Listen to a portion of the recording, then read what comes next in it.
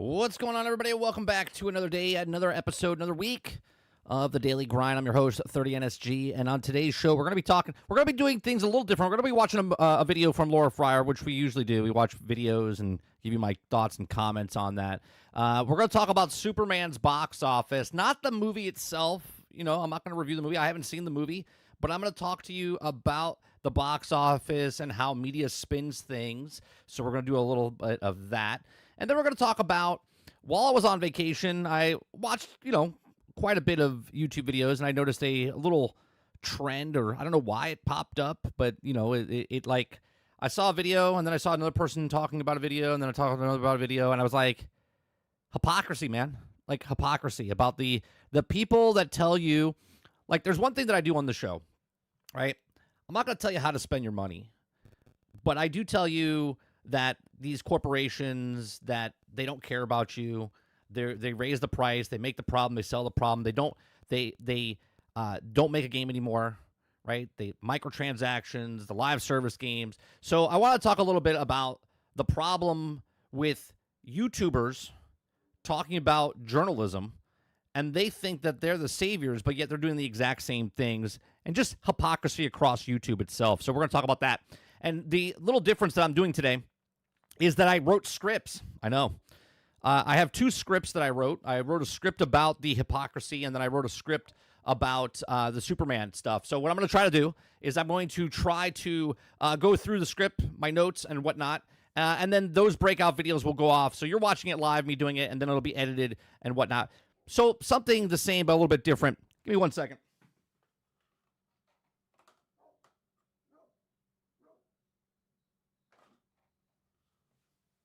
Of course, someone's at my door. Give me 1 second. I'll be right back.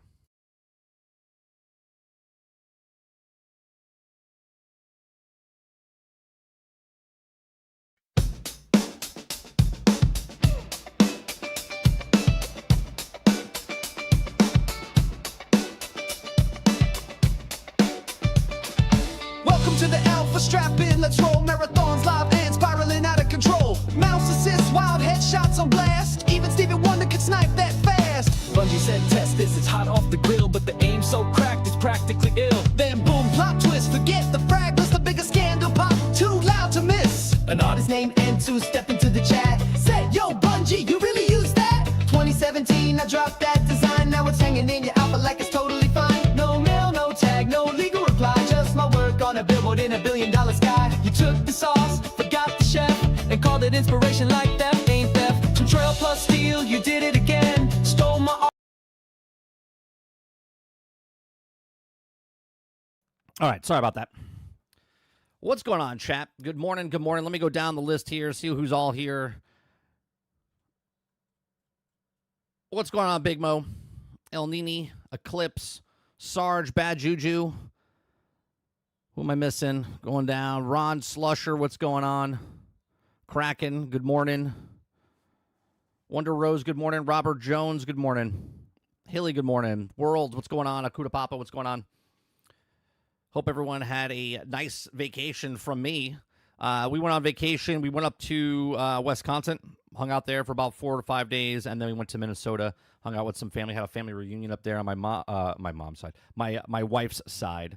And then we're back. We got back last night, and now we're ready to go and do it all again, because we usually travel in July. So next July is when our next vacation is. I'm going away this weekend for a quick trip. We have a baby shower thing to go to, but other than that, no shows are going to be missed for the next couple weeks or so, or months or so. All right, so let's start. You were losing your mind. I don't think I'm that important, but I appreciate it. All right, so I want to start off with the box office of Superman, right? Again, this is not me complaining about if it's good or if it's bad. This is me pointing out the way that media likes to spin stories and stuff. I'm going to give you a little information. I'm going to give you a lot of numbers, okay? I love this stuff. I know people look at this and what I'm about to do, and people are like, who cares? I just want to watch a movie. I just want to play a video game. I just want to watch a TV show. I like the box office numbers. I like it doesn't matter to me if someone says it's a 10 out of 10 or if it's a 0 out of 10.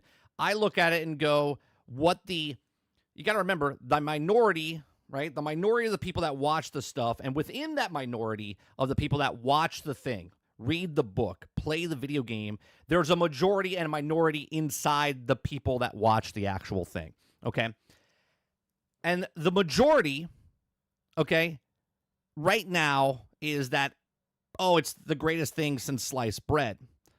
And the minority are people saying that it's not very good, but yet the numbers show differently, right? The numbers show differently because the majority is not the people that like it. The majority is the people that are not liking it, okay? And I'll prove otherwise, right? I'll tell you.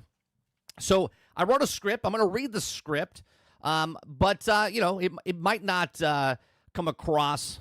Where's my with screen? There it is. Hold on one second. Let me bring that up.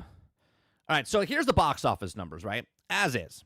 We got domestic opening of $125 million, and that sounds fantastic, okay? We have $95 million international, which doesn't sound too fantastic.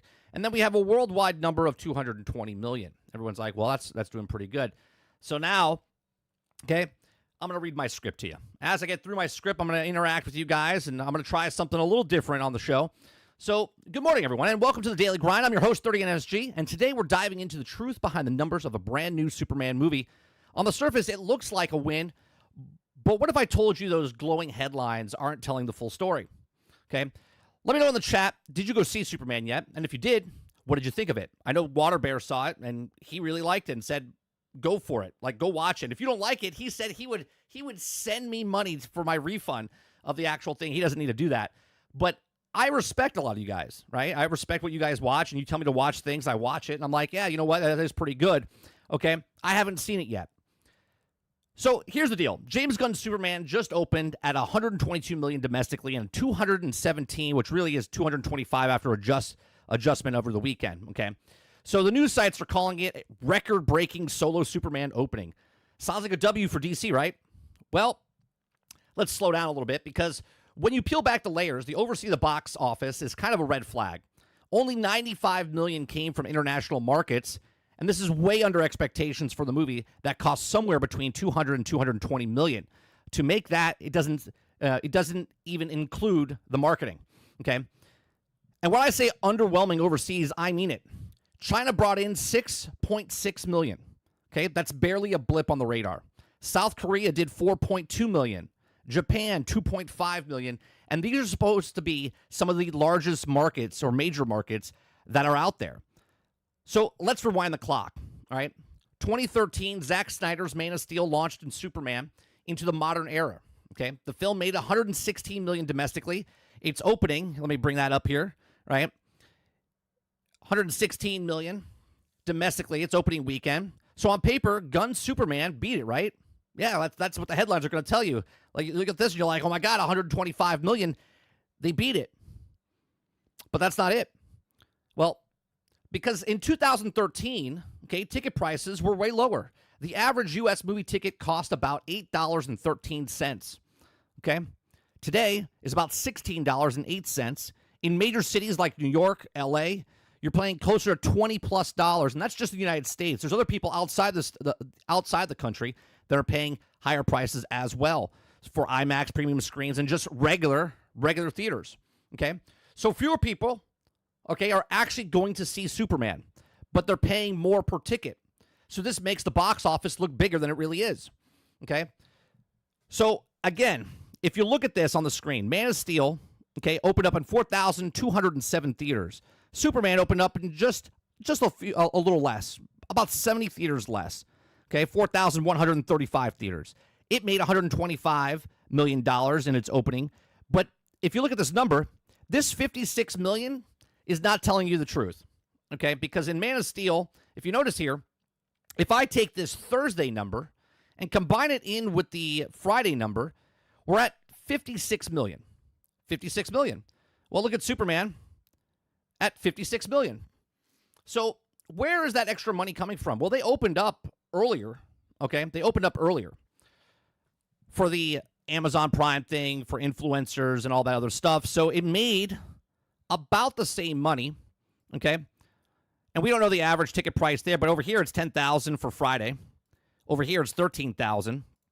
Okay. And it's about the same, $8,000, okay, but $9,000, $7,000. So the average, brings it around. All right. So this is the numbers again for Superman. So let's get nerdy for a second, because this is where things get really interesting. Okay. If we adjust the numbers for inflation, Man of Steel's $116 million opening becomes $150 to $160 million today's dollars. And globally, it's made $668 million in total. Okay. So there's the Man of Steel. Okay.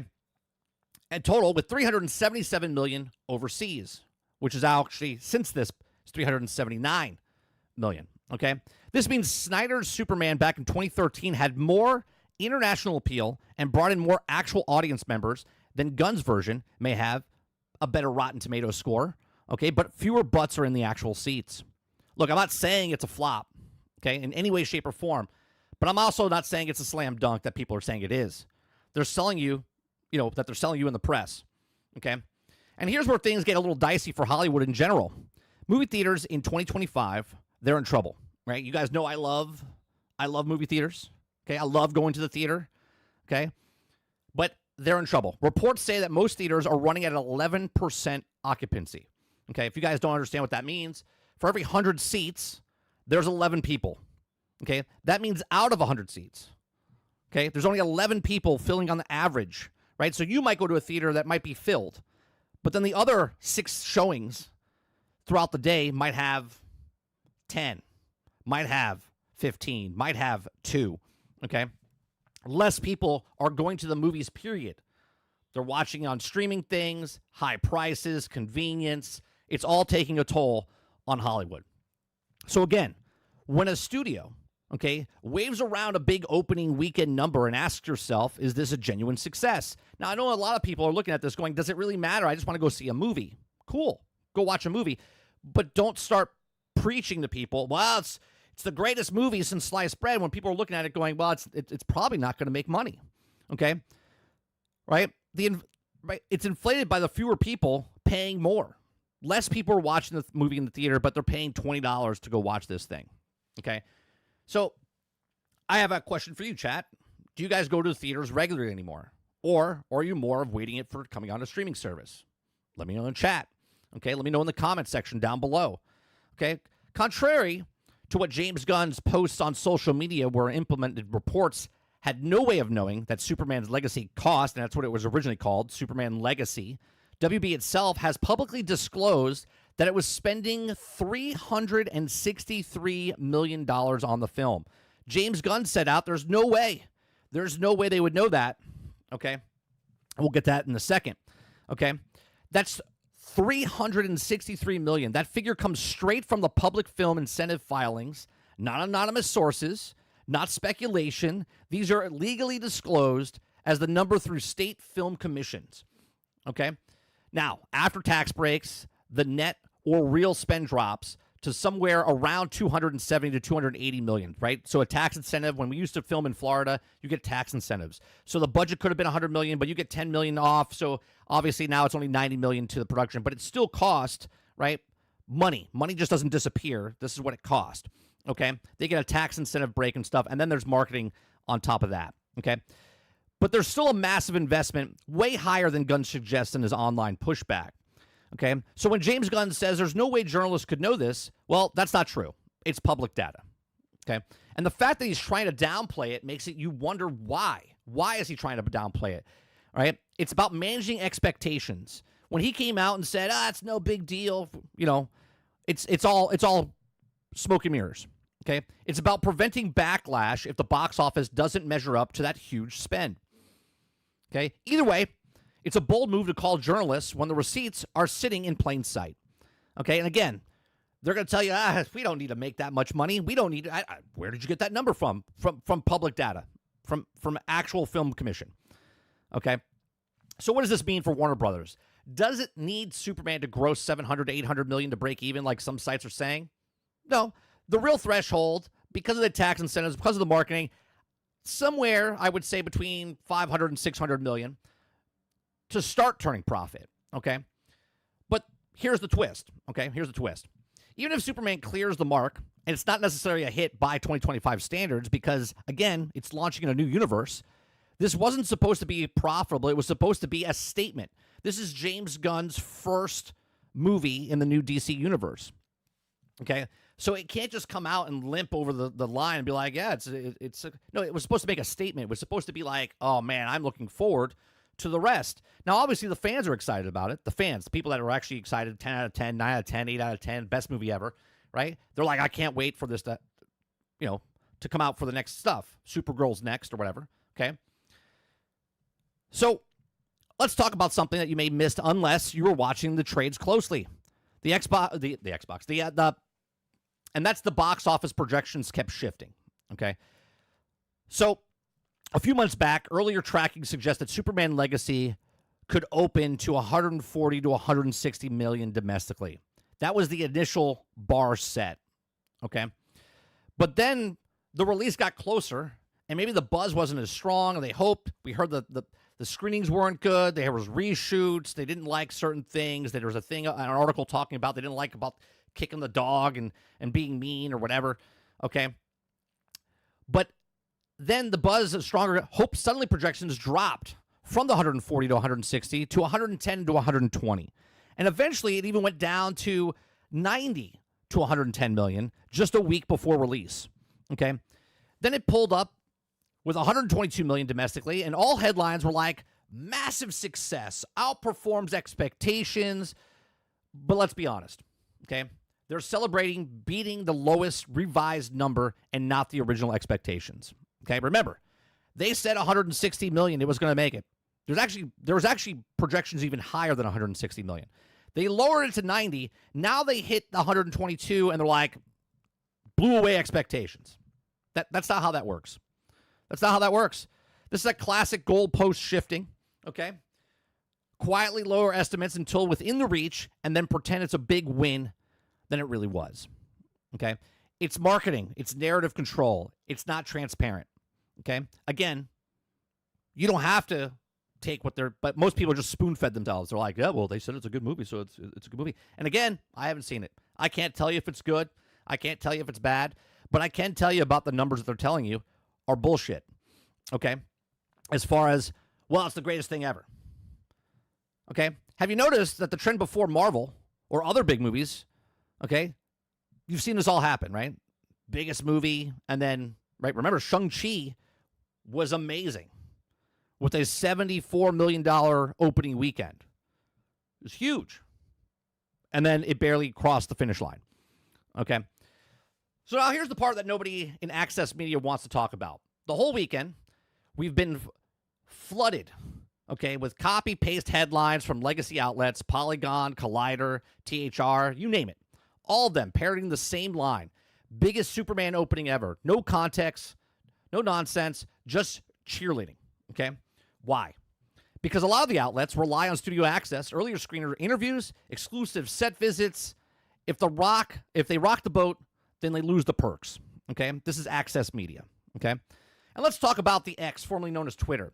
Have you noticed the same canned tweet going over and over viral?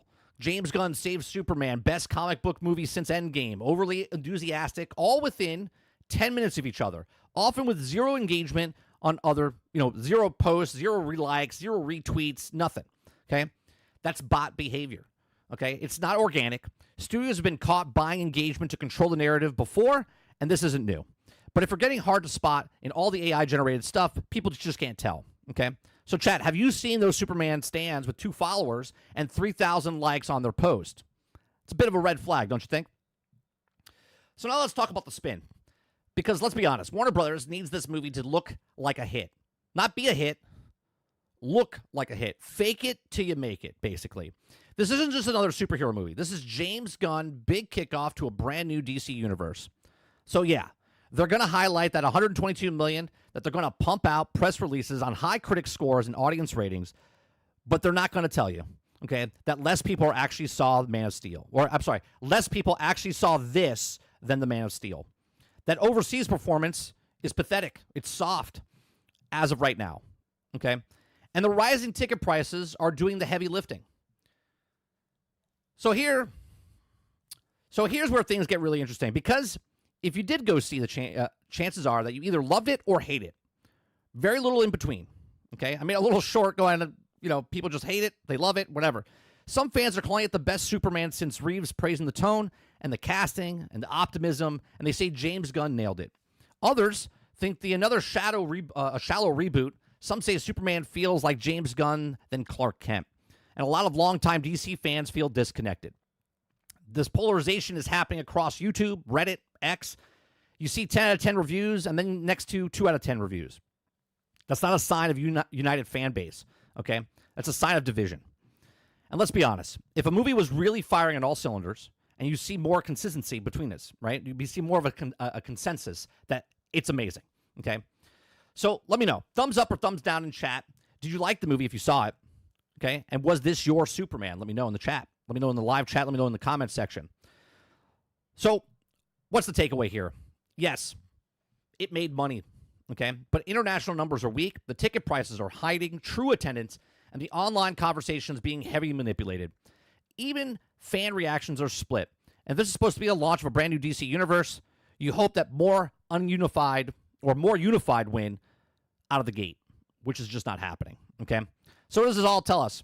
It tells us that the numbers can't lie, or the numbers can lie. Let me do that again. It tells us that numbers can lie, or at least mislead. Yes, Superman did well, but don't be fooled by the headlines. We have to look deeper into the trends, decline theater attendance, ballooning ticket prices, and international distress, or disinterest, I should say. Okay? This isn't about bashing the movie. It's about the honest about the industry. Okay? So if you like the breakdown, drop your thoughts in the comments, hit the like button, and sub if you like the real conversation about gaming, entertainment, and anything in the industry behind it. Okay? We go live Monday through Thursday from 10 o'clock in the morning to about noon Eastern on the Daily Grind. Big shout out to you guys for always coming out, hanging out with us, being part of the conversation. I appreciate it. I'll see you guys in the next one. Thanks for watching.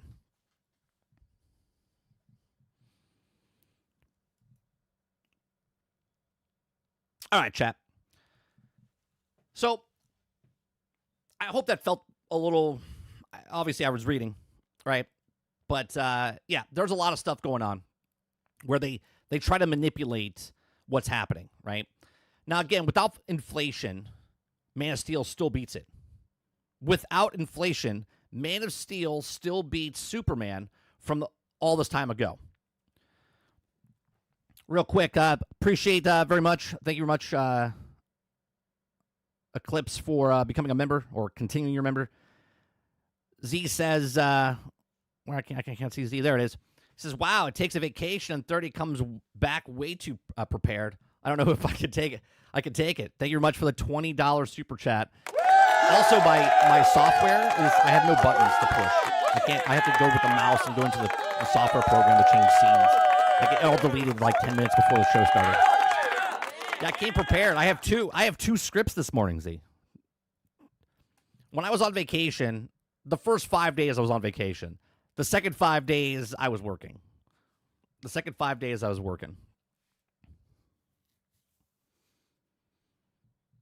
All right, let me see what you guys are saying here. Oh, Z, before I forget, this weekend I'm coming down to South Florida. So either, I don't know what your schedule is, either Saturday or Sunday. If you want to meet up, we can go grab either lunch or dinner. Let me know.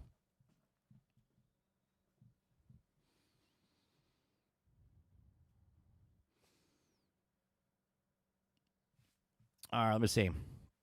Eclipse says it was a 7 to a 6 for me. It wasn't the best thing, but I was also glad I watched it. Too much of a tick brain. Say much stuff going on, and nothing ever finishes. He says they spent loads of them on marketing, and they had a sculpture of Superman on the top of the shared skyscraper in London. Oh, did they? Oh, yeah. I saw the interview where they said look up, and they had him on the Eiffel Tower too, didn't they? I think they had him in the Eiffel Tower. I can't trust the internet for movie and TV reviews. Yeah, no, see, it's not. I'm not even talking about reviews. I'm talking about the manipulation of the companies saying something is good and telling you that the number is good. Because look, everyone's like, what matters? Why do I care if it made money or not money. I care because I want things to succeed because they're good, not because they're told they're good. Like, if I'm a critic, and I have a script working on that I'm going to be doing maybe a couple days from now, okay, about constructive criticism, right? Here's the thing. When someone likes something, they just love it infatuately. They just love it, right? It's like they just want to squeeze it and be like, I'll protect you, right? But when someone says, hey, there's a flaw there, everyone's like, what do you mean there's a flaw? There's no flaws. This is the perfect movie. Don't wreck my thing. It's like they can't take criticism from anybody else that doesn't like it 100%. Like, I can like something, score it a 6 or 7, and tell you the good and the bad about it. Me personally, okay? Other people are like, that's the best thing ever. Don't talk bad about it, right? And that's what I don't understand. And these guys that do the numbers that tell you that it's the greatest movie and it's super successful, because the human brain says number go up must mean it's good, right? When they tell you on the commercials, the #1 movie at the box office, you're like, oh, it's the #1 movie. You're not asking questions of what other movies came out.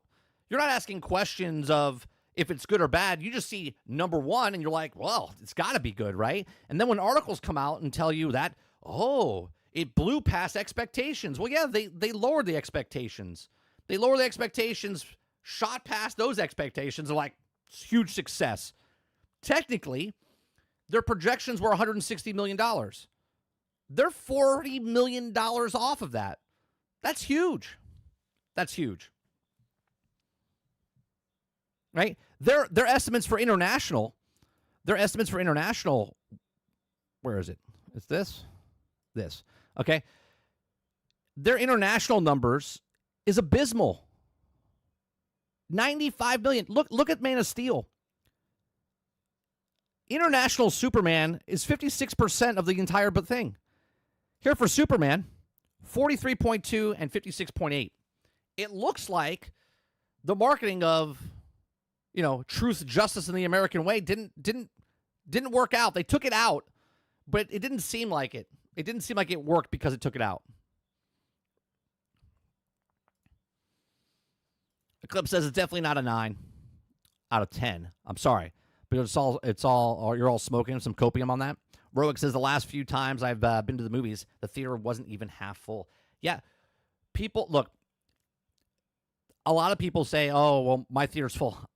Believe me, I have way more time on my hands than I wanted to on vacation. Even the movie theaters up there, I looked at it, empty. Midwest, empty. Okay, and people are like, well, it doesn't really matter. There's less people out there. Yeah. I went to a place that had 10,000 people. Okay, the theater had like 2 or 3 theaters, and there was 4 people. 4 people in opening weekend. I don't care where you are. Okay, I was like, oh, we can get tickets today, right now. We can go over there. Unfortunately, I didn't get to see. I was going to see it Sunday, but my wife didn't feel good, so we didn't go. Aku says, what's a theater? It's a place where you go. It's got chairs. It's nice. It's got chairs. You can see a big screen. Kraken says, I haven't stepped foot into a movie theater since the Alien Romulus. What? How long ago is that? Is that like 4 years, 5 years? He says, I'm done with the cinema. I watch everything at home now, and this won't change. Eclipse says, I will say the casting is very good. Everyone killed their role, especially Mr. Terrific. Kyle says, morning, guys. Hope you enjoyed your vacation. I did. I had a very nice time. Rock says, set the bar low. Them celebrating beating it is just plain stupid that they're celebrating the last place. Well, their first place. They're first place, but they're first place, but they're last place in their own, expectations. What's going on, Water?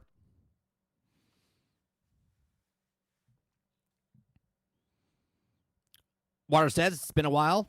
He says also been Superman yet. Highly suggest you see it. See, like he likes it, right? Not saying that it's not good. We're just talking about the numbers and how they're swaying it, right? The budget of the movie is well over, $250 million. It's well over with marketing. It's over $500 million. Okay, they need to make a lot of money.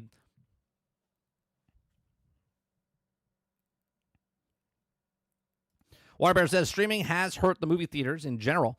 Most wait until the last few months down the line. Nowadays, it's different from pre-COVID for all the movies. Streaming's hurt it, but the prices of the theaters is hurting people more. People don't want to go to the theater and pay $20 to go see a movie. Right? They don't.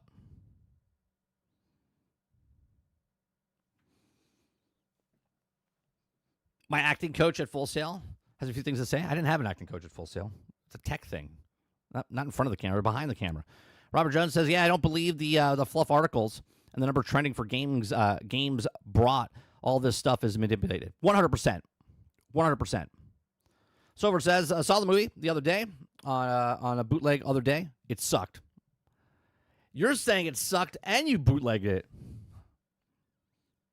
Ron says, it's all about the popcorn buckets. Oh, August last year is when Romulus came out. Yeah, see, I have no interest in that, so I didn't see it, so I didn't pay attention to when it came out. So here's another scummy thing I didn't bring up here, right? If you look at the Friday number, it says 56 million. But if you notice, it opened up early. But where is that? Where's the day that it opened up earlier? Why don't they separate it? Why don't they separate it? Because this number, right, if I show you Man of Steel, okay, look at Man of Steel. Let's add up 44 plus 33 plus 33. Okay, let me tell you, that gets you 116 million. Okay, that gets you 116 million. You know what number they're not putting in there? This additional 12 million. Okay, so when you say opening weekend, okay, when you say opening weekend, they only do Friday, Saturday, Sunday. They don't include the Thursday tickets. And if they do, they show you it. Okay? Well, if you go back to Superman, how come they don't show it? Let's look at Jurassic Park. Huh. That's strange. Look, Jurassic Park shows the early days. Right? Jurassic Park shows the early days. How come Superman doesn't? Tell me they're not trying to manipulate. Tell me they're trying not to manipulate you.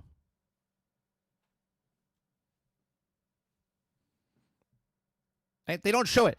So there was rumors going around that they made 22 million just on the opening day. Cool. Right? So let's minus 22 million from 56. Okay? So you're down to 34 million. So 34, 37, 31. Okay? But they have the 125 because they're putting the additional 22 million on top of that. If you take 22 million away from the 25, you're down to 104, which is less than what Man of Steel did, not even with inflation, just straight up. Just straight up. Okay? Again, and I'm not comparing to be like, Man of Steel is better than Superman. What I'm comparing is this misinformation that the media loves to spin to say, hey, this is the best game, this is the best movie, this has made this much money. Look, because it made this much money, it's so successful, it's going to make it. Let me tell you something. With these numbers right here, and with the drop-off, if you look at the drop-off of any movie, okay, it's 60 to 70%, 65 to 70%. So Jurassic Park, look at it. Right? Jurassic Park had 30, 25, 26, 36, 28, right? So just take these numbers away because that's the pre-shows. Those are the fans. Those are the guys that pre-order video games, right?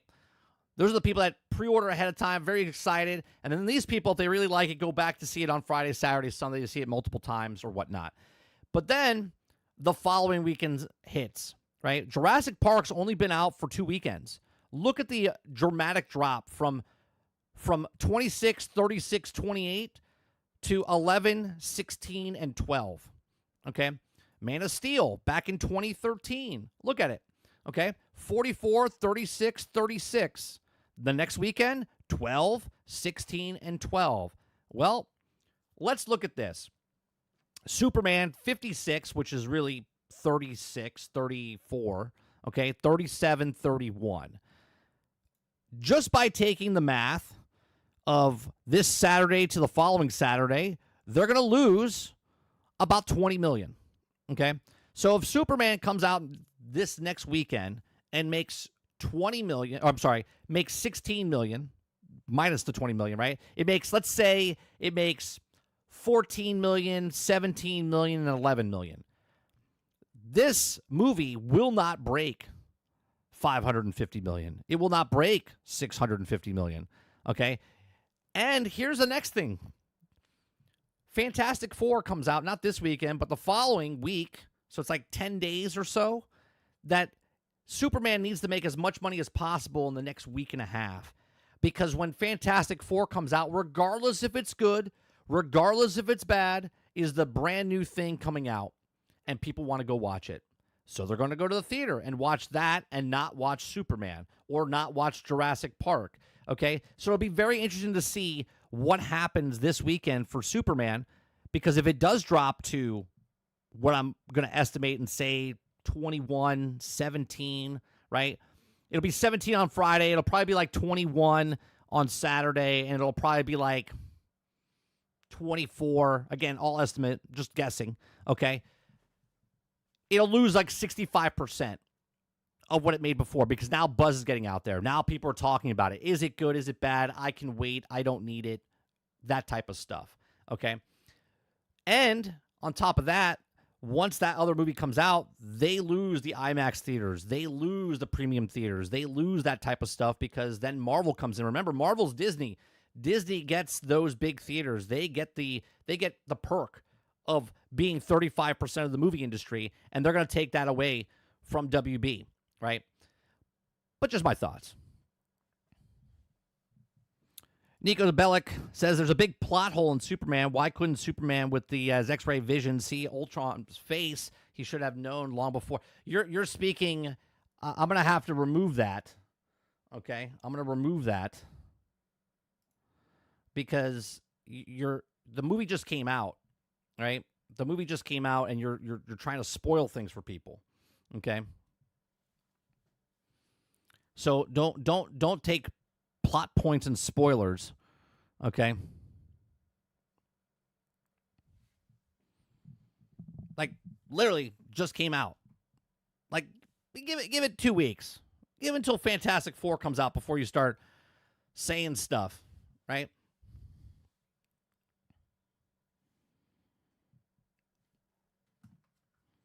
So again, I'm not debating if the movie's good. Why doesn't this work? Give me 1 second.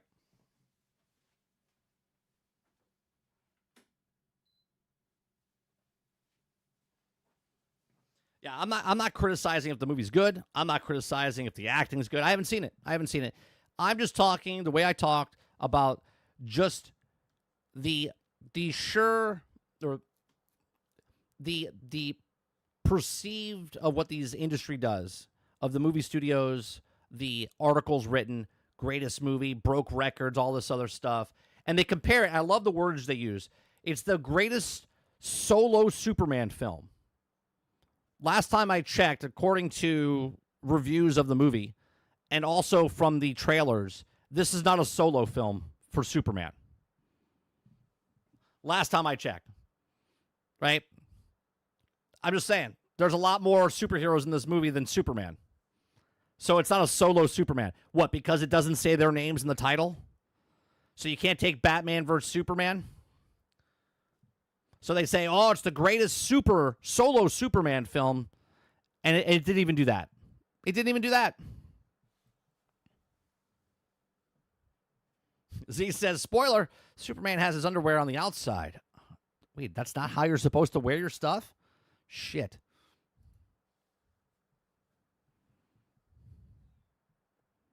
Ron says, anything's better than Madam Web. I don't know what you're talking about, Ron. That doesn't exist in my world.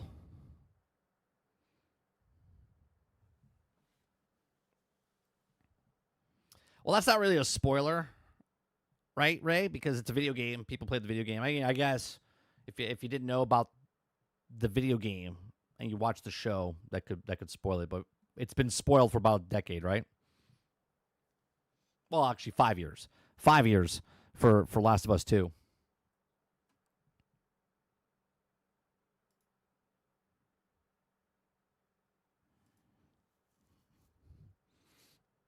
Is it better than Concord? I mean, I guess it would have to be, right?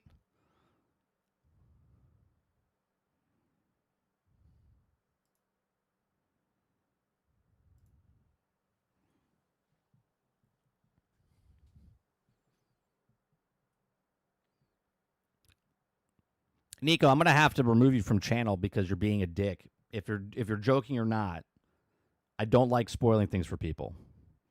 So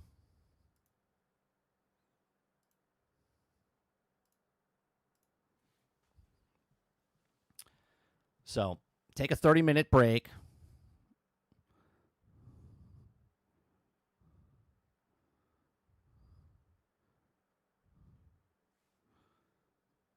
All right. The next thing, let's watch this video from Laura Fryer. Oh, I saw a T-shirt while I was in Minnesota. They had a T-shirt. It was Optimus Prime. I was gonna buy it. But it was way too expensive. They're asking like $40 for it. I was like, no.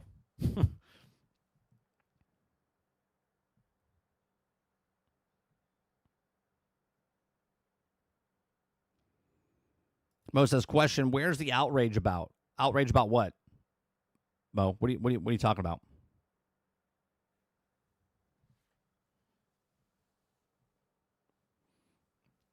So you're talking about Laura's video before I've seen it? Are you preemptively letting me know what's happening in the video that I haven't seen?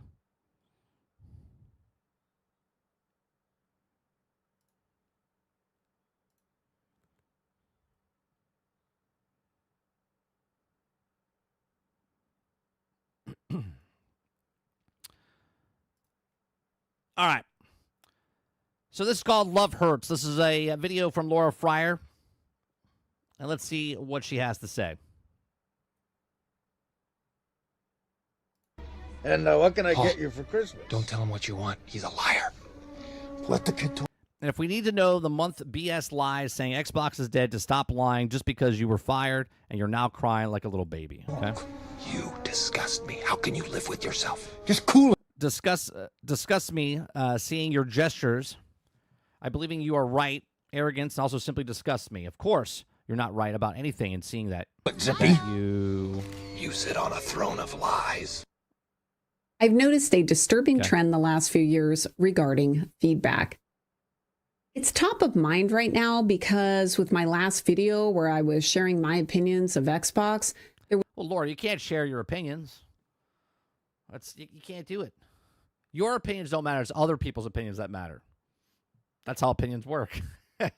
I like your opinions, but other people don't like opinions. There was a lot of discussion. There was a lot of disagreement. And there were even some personal attacks sent my way, perhaps to try to discredit me. You stink. Firstly, in order to discredit her, he falsely implies she only built the Xbox One while at Xbox. She actually helped with the original Xbox and Xbox 360 and left Xbox in 2009 midway through the 360 generation. I think you're going to have a good Christmas, all right? You smell like beef and cheese. You don't smell like Santa. Okay.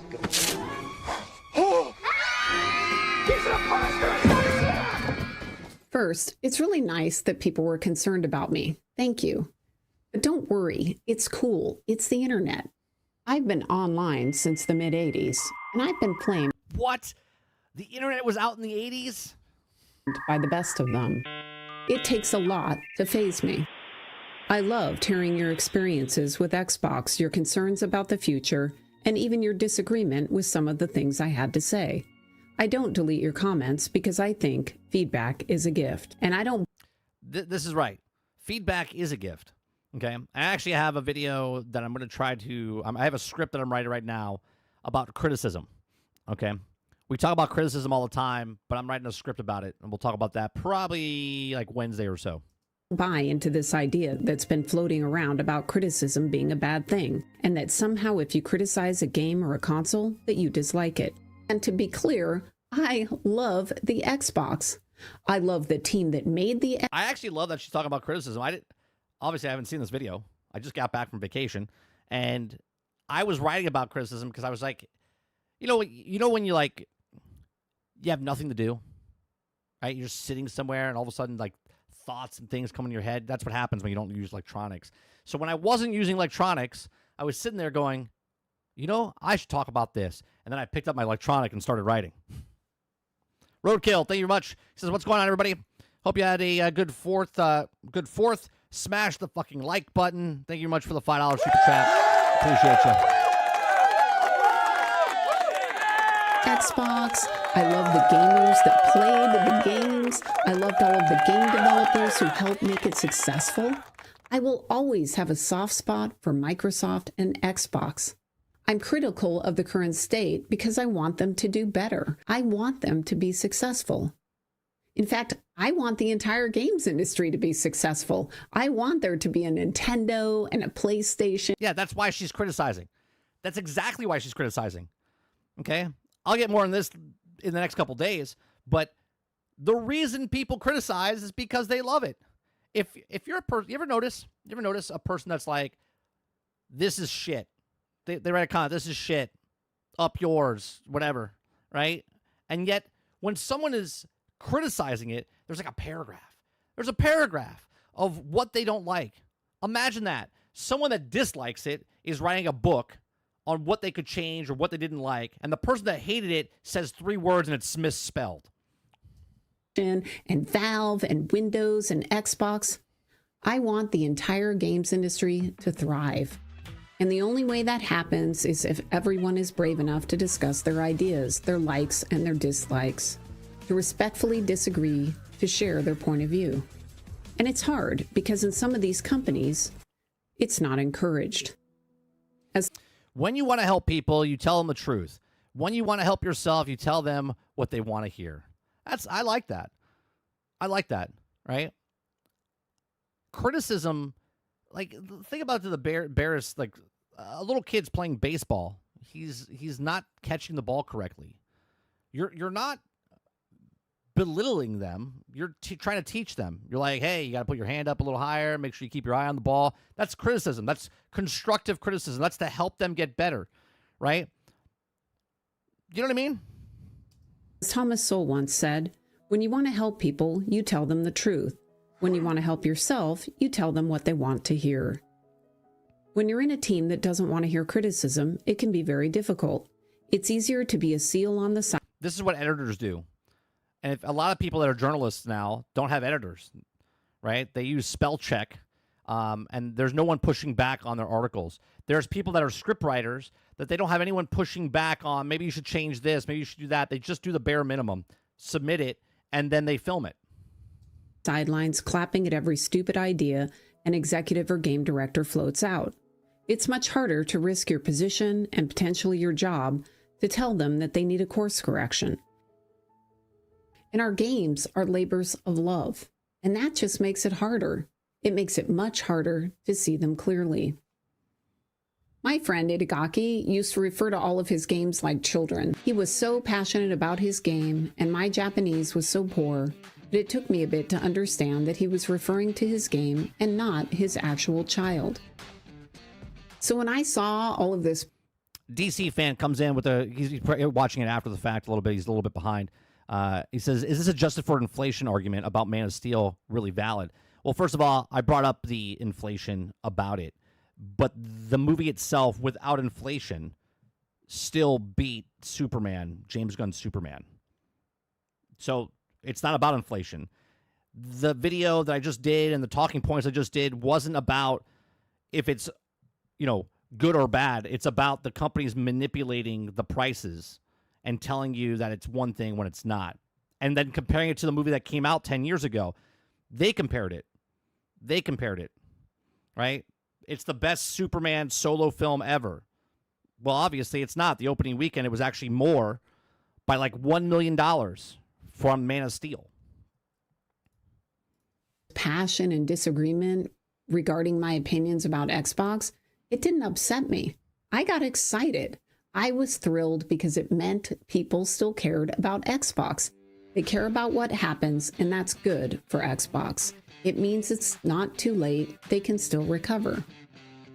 And here's the thing, getting people to care about your product, your game in this distraction-filled world, That is a really difficult task. Yeah. Yeah. To get anyone to come in and watch my videos, the same exact thing, right? With all the options and all the things you to watch, for someone to take the time to watch your thing and then give you criticism about it is really hard to do. Go ask any indie developer out there, and they will tell you how hard it is to get people to care. Gamers have lots of choices, so the last thing you want to do is to shut down their feedback. You want to encourage it. If people are talking about your game, they care. And feedback is just an opinion. It doesn't mean you're going to implement everything they ask for. It means you're going to listen and figure out if what they're saying will make your game better or not. And if it will make the game better, then tell them, yes, thank you, great idea. Guess what? We're going to implement it. We'd love to have you back to try it and see what you think. And what you'll often find as a game developer is that many of the ideas or suggestions are already things you planned on doing. So it's easy to agree and close the loop on those ideas too. In general, you can divide the feedback into a few buckets. There are the new ideas that you hadn't considered, that are good and they fit the vision. There are the ideas that you're already doing. And then there are those ideas that are out of scope or don't fit with what you want the. Right. So people are giving you, hey, we do this all the time, live on stream. We're like, hey, maybe they could do this. We come up with a game, we come up with ideas, right? Then they have ideas that they maybe already have planned. So for instance, back when Helldivers 2 came out, I was on Lono's podcast and we were talking about Helldivers. This is before they did, we knew about the mechs coming in or anything like that, right? And I said, it'd be really cool if they didn't tell us a roadmap and they just made us earn the stuff in the game. So like if they were going to implement something, which they did, okay, and like the mechs came in, I was like, you fight for the mech, and if you fail, you don't get it, which we didn't, okay? And then they bring it back, and then you do, right, type of thing, where that's an idea they already had. That was already in the pipeline, okay? I just happened to say the idea that was in the pipeline, right? For me, it was a new idea, but for them, it was a planned idea, and then they implemented it weeks after I said it, okay? So, and then there's things that you say, oh, we should do this, you should do this, but it's never going to happen because it's not practical. Game to be. And here's the thing, it is so powerful when a game developer says, I heard you, I love it, please come back and try it in the future, because now that game developer has invested fans. When you know that you're being listened to and that people care about what you have to say. If there was no criticism, do you think No Man's Sky would have been fixed? Do you think Cyberpunk would have been fixed? Do you think Battlefield 2042 would have been fixed? It wasn't because the people that were just taking it going, oh, this is the greatest game ever. No, it was fixed because the people that actually love the thing want it to be better for the price that they're paying. You're going to keep coming back. You're going to keep giving feedback. And that's how you build a community. My name is Johan Pilestad. For 1.5 years, you've been fighting the enemies of democracy. And one of the requests that you've always had is for us to send more dudes. And the best way for us to be able to do that is to bring another platform into the fight. Helldivers 2 is coming to Xbox. And this, of course... So hearing all of this feedback is important even when it's difficult. Every bit of my success in my career was built entirely on listening to the feedback from my team and acting on it. It's that simple, because the people who are doing the work, the coders, the artists, the musicians, they know what's wrong, and if you can surface it and fix it, you can make the game and the team better. Team leaders need to be listening and sorting through what the team is saying and what the fans are saying, and applying it to making the team and the game better. And the truth is that sometimes people aren't the best at giving feedback. That's why it's so difficult. What offends one person doesn't offend another. Well, yeah. Well, and then there's the anonymous, right, of people just saying stuff on the internet. They can say what they want, and they don't actually edit themselves. They just say what they want. Sometimes people's communication styles can be a little too direct. Sometimes people get passionate and almost borderline angry when they're talking about something they care about. It's just tough. But as a producer or leader of a team, that's your job. You have to meet the team more than halfway. It's your job to be good at listening, even when the message is delivered with passion. Let me give you an example. When I was working on Gears of War 2, they moved my team over to this new building that had these barn doors on all of the offices. And the problem with them is you could hear every single conversation going on in an office. It was incredibly distracting, and the team affectionately ended up calling our area the dog kennels. One day I get a call from one of the leads at Epic, and he's pretty upset. So he's talking fast, and I told him, look, I'm going to put you on speaker so I can capture what you're trying to say. I type much faster than I write, and when I write things down, it's easier for me to remember them. So we're going back and forth, he's yelling about things that aren't working, and eventually once he's gotten it all out, I summarized what I heard and told him I'd get back to him. At this point, I needed some water, so I hop up, open my barn door, and the hallway was full of people. It was full of really full of eavesdroppers. Concerned people, including my boss. And I thought at first that something really terrible had happened, like someone had died. But it turned out that they were concerned about me. I told them, look, I understand he sounds really spicy, but that's just how he is when he gets passionate about a problem. And all of his feedback was valid. So don't worry, I'm good. You've got no arms left. Yes, I have. I love this movie. Look! It's just a flesh wound. I don't particularly like spicy phone calls, but it wasn't personal. And at the end of the day, my job was to help Epic and Xbox make a great game together. He was right on several issues, and there were things we needed to fix. And that's one of the biggest struggles for people when it comes to feedback. Well, Water, you're saying that the gaming has changed and so much now that it's really no longer about the game itself. It's about the money dollar, or the mighty dollar. I think the people that are making the games, at least in the independent space or the the indies and stuff like that, they still have the passion. I mean, obviously there's got to be a little part of it where they want to make the money, but they also want to make a good game to make the money, where the corporations want to put out whatever bare minimum to make as much money as possible, right? It means communicating with a bunch of people that don't think like you, don't react to things the way you do.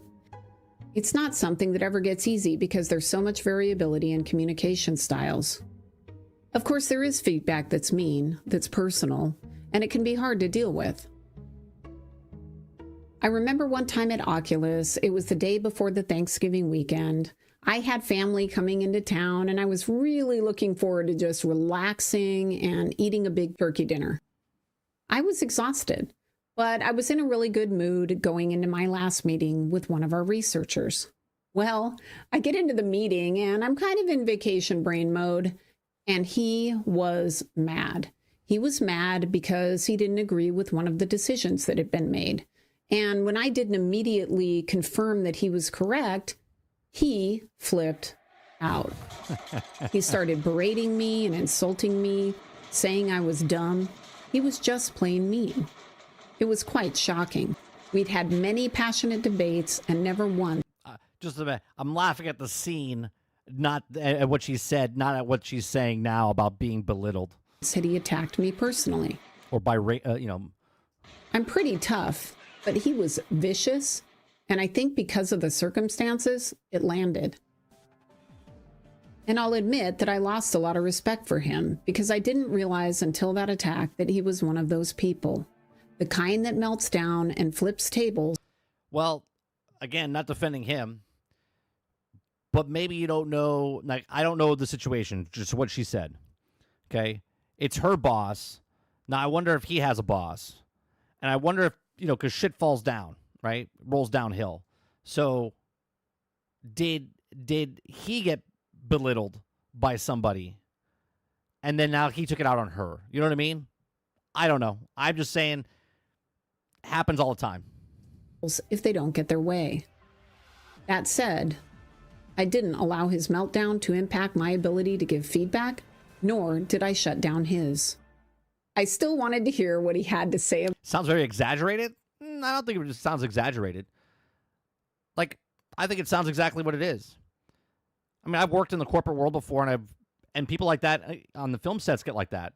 I mean, I literally had a director, right? If I told you a story, which I've said before on stream, we were working on a furniture commercial, okay? There's not a lot of high stress going on when you're doing like a rooms to go furniture, like commercial, okay? We're just putting furniture on a beach or in wherever to make it look right.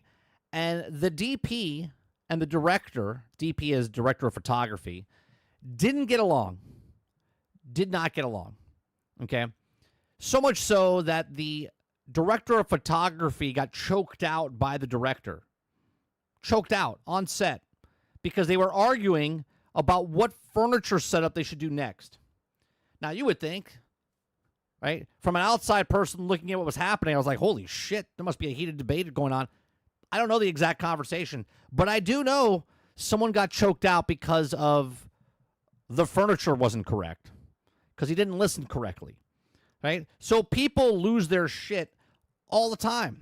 So to say that she's exaggerating the story, perhaps, but at the exact same time, I'm not exaggerating the story. Literally, the director choked somebody out because of a furniture setup. So, who knows? About the project, I just didn't want to hear any more what he thought about me.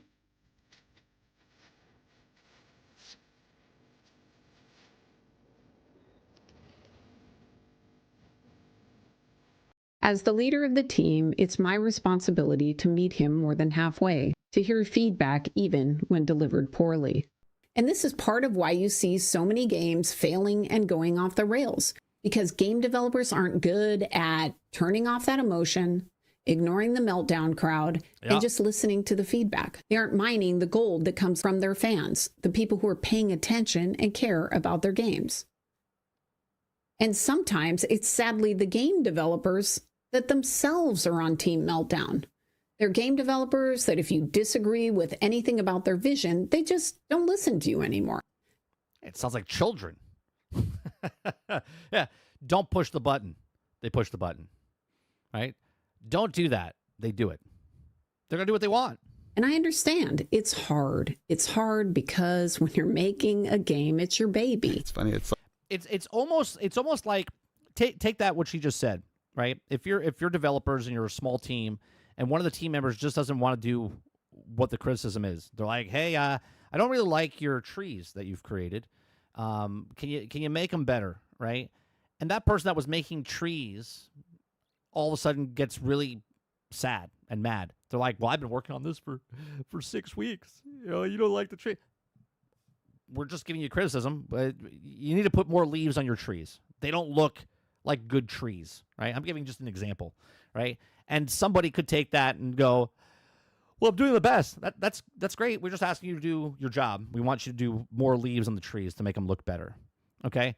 Well, one way could be that they just do the job and then it's complete. And the other one is that all of a sudden that they're like, "No, fuck them. I'm going to do what I want." I'll take that and go to a sports team, right? "Hey, pass the ball. Pass the ball. Can you pass the ball?" They don't pass the ball. They're individually trying to think that they can win, and they lose. And they lose again, and they lose again, and they lose again. And they think that everyone else is the problem and not them, right? They don't look in the mirror and say, "Well, why are we losing all this? Why is production taking so long? Why is the boss always yelling at me?" Instead of taking accountability, okay, they're looking to be disruptive, or they're not the problem. Everybody else is the problem. It's like I joke about this with the team. It's like, "Oh, we made a game with The Last of Us 2. We made certain creative decisions. I got us a lot of hate. A lot of people love it, but a lot of people hate that game." Who gives a shit? Exactly. All right, I got to hear that again. It's hard because when you're making a game, it's your baby. It's funny. It's like I joke about this with the team. It's like, "Oh, we made a game with The Last of Us 2. We made certain creative decisions. I got us a lot of hate. A lot of people love it, but a lot of people hate that game." Who gives a shit? Exactly. But if you can't close... Now, the guy saying "who gave a shit" or says "who gives a shit," I believe that's what he believes. Neil Druckmann, if you see what he says exactly, he gives a shit. He does give a shit. Hence why he pushed back so much. Hence why they gave, they pulled down people's videos. Because he does give a shit. Because it irks him. People hate that game. Who gives a shit? Exactly. But if you can't close that feedback loop to know what your gamers are wanting, you'll eventually fail. And the decisions that you make as a game maker or as the leader at Xbox have consequences. We saw this last week when Xbox laid off several team members and canceled game contracts with third parties. That led to additional layoffs at external studios like Romero Games. My heart goes out to the people that lost their jobs and to the people that still remain and are trying to sort through the challenging environment. It will take some time for things to improve. My hope is that the strong reactions to this situation in Xbox will help them. It's clear they still have fans. People care about them and they want them to be successful. And my hope is that Xbox will hear the feedback, and no matter what direction they go, they will grow and learn from what they're seeing.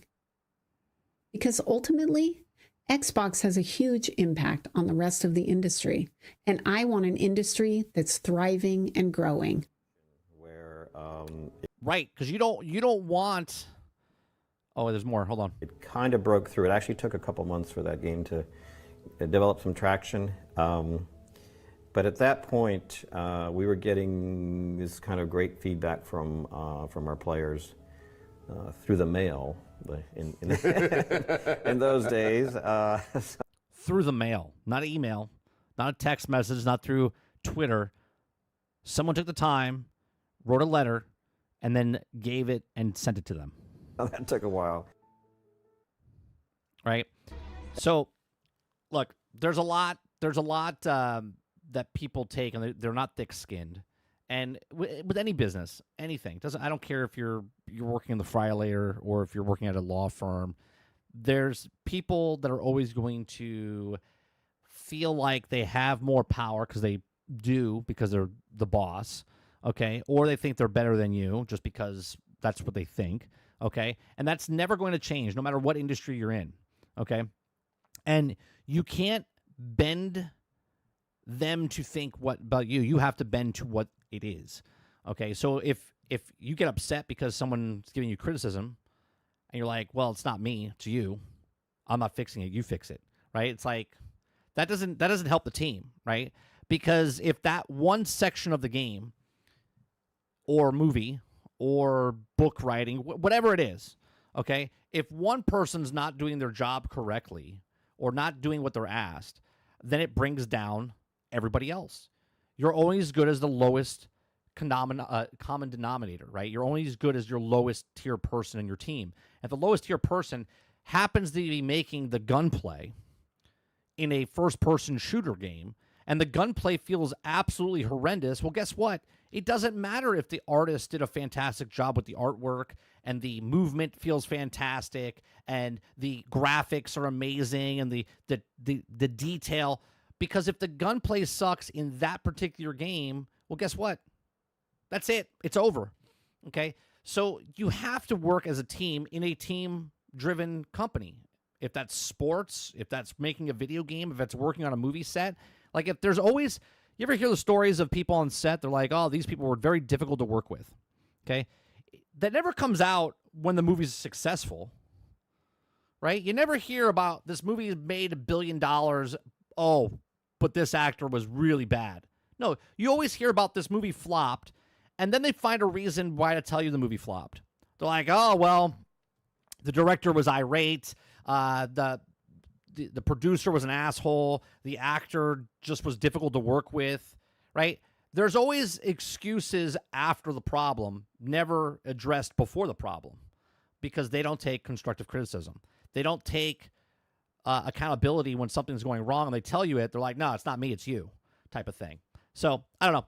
That's a pretty good video. I like it. I like her insight and stuff. A lot of people don't like her because she's old and she's not in the industry anymore. And, well, let me tell you something.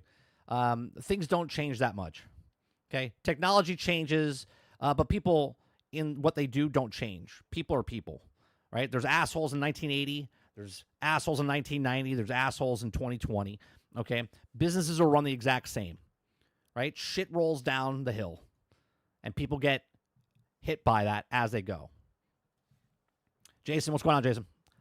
What's on your house? No, I didn't see a Superman house. I haven't seen it. The video in the beginning is talking about the box office, about the numbers. It's not talking about the movie itself.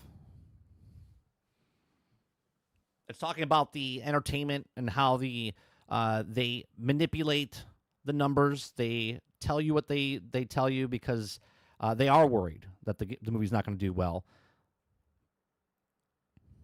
Z says, "Tell me what you want, or tell me what you want, not what you don't want." Where have I heard that before? Yeah. I don't have that song anymore, do I? Let me see. Yeah, I do.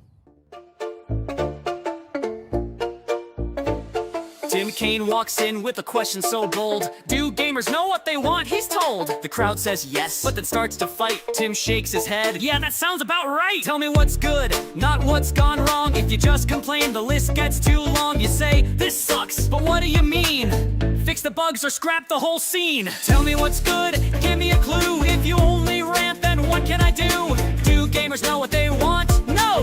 Do devs know what gamers want? Also no. Yeah, it sounds familiar, doesn't it? Jason says, "This guy alone made me never want to buy a Naughty Dog game ever again." Adam Sessler before he went off the deep end. Yeah, Adam Sessler's he's definitely gone. He's got some mental issues now, huh?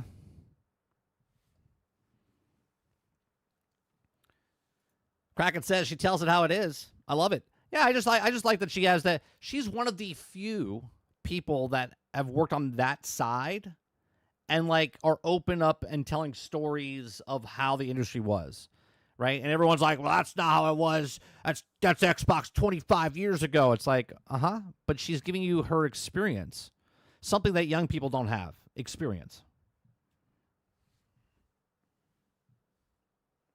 Ron Slusher says the Borderlands movies numbers are not manipulated. That's right. Those are factual. Those are factual.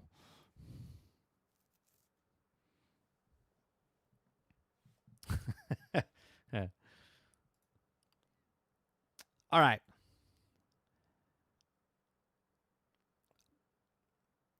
What time is 11:13? All right. So I have another script that I wrote while I was away, and it's about hypocrite, right? The hypocrisy about the, I don't know if you want to call it the industry. It's just YouTubers, right? It's just YouTubers. Where YouTubers, they like to, right? And it's funny because I'm saying this as a YouTuber. Okay, now I'm a lower tier, barely nobody knows me. Okay, like someone could be a million followers and someone's like, I don't know who that is, right? So nobody really knows who I am. But I watched a lot of videos. I watch YouTube a lot. Okay, and I notice a lot of people like to pretend that they're for the customer because they see that, like, if you've watched me, okay, I've been saying the same shit for 10 years, okay? I don't change. I believe what I believe. I have integrity, right? I'm not manipulated by the trends, okay? Hence why I think my channel is the way it is, okay? But there's YouTubers out there, and I won't name individuals, okay? But there's individuals out there that will pretend that they're on the side of the people, okay? They bring in the people, they round them up, and they say, I'm with you. Let's fight these guys. EA bad. Ubisoft bad. And then a couple videos down the line, this video is sponsored by, and it's one of the companies that they said were bad, right? And this is happening more and more and more and more, okay? Okay. Z says, did 30 just admit he has been saying shit for years? Yeah. I've been saying shit for years. That's right. Okay. So I wrote a script. I'm going to go through the script, and I'll stop along the way or whatever. All right. All right. So just to be transparent with you all, while I was on vacation, I caught up on a bunch of YouTube videos, and I noticed something was really stuck with me. So I actually sat down, wrote a script about it, and I'm trying to something very different on the morning show. Okay, so the Daily Grind, if you want to share different topics, you know, and share it with you guys first. Okay, so I saw a lot of creators on the taking the bag, as I say. I call it taking the bag, right? Where they have a YouTube channel, they're building it up, and all of a sudden they get, you know, sponsorship deals, and they take it. And I'm okay if you take like a coffee brand or disc plates and stuff like that. That's cool. You're not reviewing those things for a video game channel, right? For a video game channel, if you take a trip or something like that, or you take the game, or you take money and it's advertised, that's where I have a problem with this, right? So it's not real. It's not authentic. Yet they drop a sponsorship content all the time. Sometimes promoting stuff like they probably don't even use just to keep those checks coming in. It's like their message shifts when the money shows up, okay? You ever notice that some YouTubers will absolutely roast gaming companies one day, and the next video, they're like, big thanks to, and insert the developer there for sponsoring this video, right? It's like watching a roast one day and then PR campaign back to back. It's like, it doesn't make sense. So today, we're going to talk about the two-faced world of gaming content creators. The ones who slam video game publishers for views and then turn around and then cash in their checks, okay? Many we have watched on this morning show, okay? Let's break down the hypocrisy, excuses, and why gamers are stating or starting to call the BS, okay? They're starting to call the BS out, like I am, okay? So this is not about hating sponsorships, okay, by the way, okay? I don't care about if you take sponsorships. Take the sponsorships. Get the money, okay? Most creators rely on them to keep doing what they're doing, okay? Gamers don't pay themselves, and YouTube ad revenue, well, let's just say it's not what it used to be or what it is, okay? But here's the problem, all right? Creators will build their entire brand on outrage or being the voice of the gamer. They'll yell about the company is anti-consumer, exploitative, okay, greedy, and they're literally a week later they're shilling for the companies for new release, okay? Not with the critical review, not with honesty, but with a sponsored spot full of positive buzzwords and zero nonsense. That's not content. That's hypocrisy, okay? We talked about that with Borderlands. I'm not sponsored. I can say whatever I want. Oh, the worst part about the game is the sniper rifle. Like what? What are we talking about? Okay. So let me paint a picture for you guys. All right. Let me paint a picture.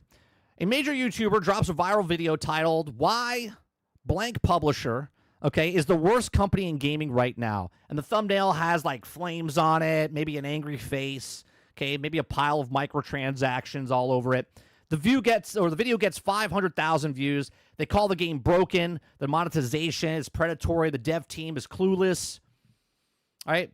But in their very next upload, or a couple uploads afterwards, thanks to insert publisher there, okay, for sponsoring today's video. Be sure to check them out on this new game. It's fun, exciting, and available now. Okay? And you're like, hold up. So the worst company in the world in gaming, unless the checks start rolling in, right? It's like, I don't understand. Like, just tell me that you're taking the bag. Right? Don't talk shit to bring us in to get people's attention and then betray them, right? So you can't tell a company their scummy business practices and then help them exploit your audience. That's not being a reviewer, that's being a billboard, okay? So now let's talk about the excuse. That's the, I'm not a sellout, I swear, right? It's the defense of that. Here's a good quote, ready? It's just business. Right? It's just business. Sure. Okay? But if you're running a channel like a business, don't pretend to be a revolutionary. Okay? You're not fighting the system. You're part of the ad campaign at that point. Here's another one that people like to say. I'm still allowed to criticize even if they sponsor me. True. But if you go soft on the sponsor videos, or worse, never mention the problems you just screamed about last week, then that looks a little shady. Another one is, I need the money. We all do, right? We all need money, okay? But audiences respect transparency, not contradictions, okay? If you're going to take a sponsor deal from a company that you criticize, just say, look, I know I've been tough on them, but this sponsorship is about the game, not the company. You hear what I say all the time, right? I don't hate Cyberpunk 2077. I don't like CD Projekt Red and what they did, okay? I have nothing against the game. I have a problem against the company. I have no problem, okay, with company or with the game that the companies make. I just don't support them. I think the game is good. I think the game is great. I think people are fine playing those games, but I just personally don't like what the company's doing, okay? Just be honest. Don't be drama. But when you act like nothing ever happened, okay, like you ever told the viewers that you never supported the studio again, that's when people start to lose trust. Okay? Gamers don't forget. Pepperidge Farm remembers. We say that all the time on here, right? Gamers are smarter than people think. They remember when you say boycott EA, or Ubisoft is dead to me, or don't give Activision a single dollar. Okay? They remember when you told them to boycott Battlefield. They remember when you said Skull and Bones was a joke. They remember when you called Overwatch 2 a scam.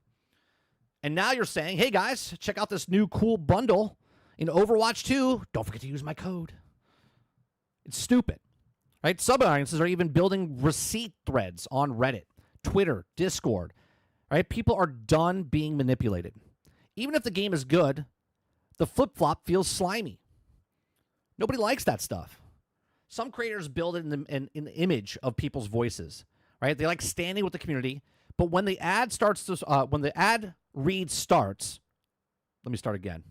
But when the ad read starts, it's like watching a politician change sides mid-debate. Right? It's just really weird that when that happens. The truth is, people can tell when your opinions are bought. Your tone changes, your language softens. Suddenly, the company is trash and it's trying something new. Right? Oh yeah, no, they're amazing. They're trying something different. Battlefield 6 going back to its roots. Okay, and that's fine if you can explain it, but it's a little suspicious, right? Silence is what happens. Okay, when you pay for stuff, you don't like to say the bad things that you were saying before because now they paid for your loyalty. But you think you could say what you want, but as soon as you say what you want, you're never getting that bag again.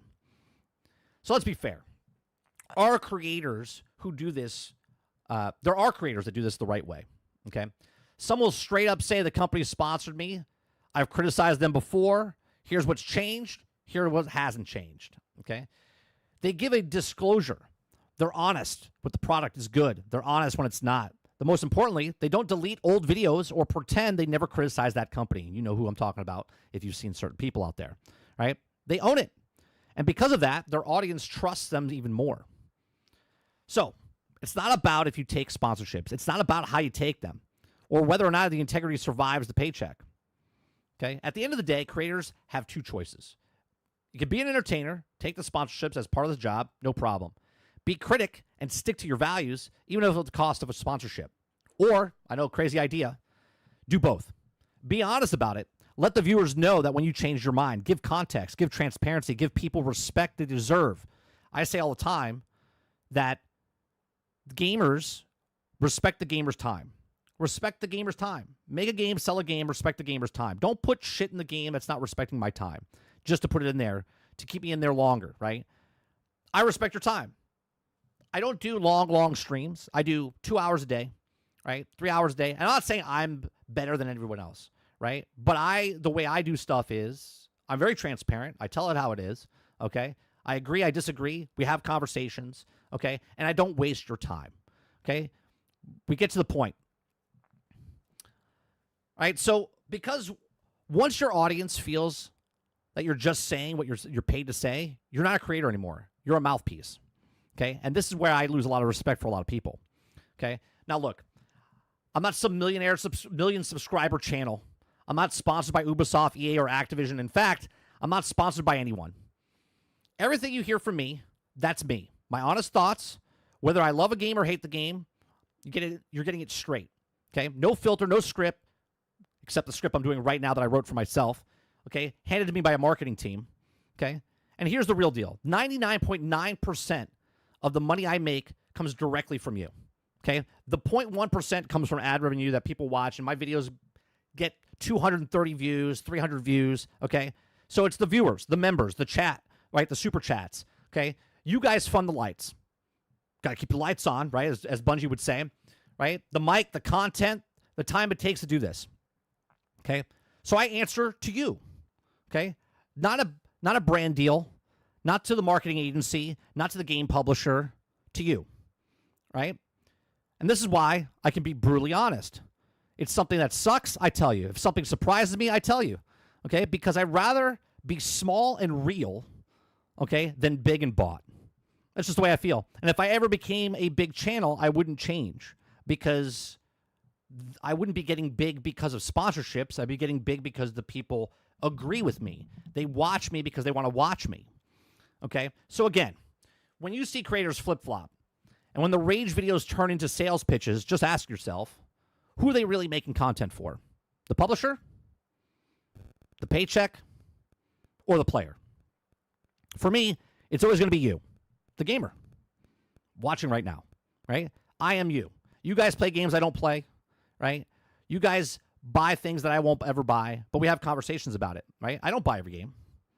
I don't play every brand new game, right? It's just what it is, right? For me, a smaller content creator, I don't have sponsors throwing money in my way. And honestly, that's a blessing. It means you can keep the content exactly how I want. No strings attached, no pressure, my channel, my integrity. This is why I want to talk about this, the open conversation about reality of sponsorships, hypocrisy, and content creation. I'm curious what you guys think, right? Does sponsorship content bother you? Or do you get it? Or don't mind, right? Let me know in the comment section down below. Let's have a full discussion in chat, live chat, in the comment section afterwards. Let me know your thoughts down below, okay? And that's it. Thank you guys for watching. Please make sure you share, like, subscribe. If you like what I do here, check out some of our other videos. Thanks for watching.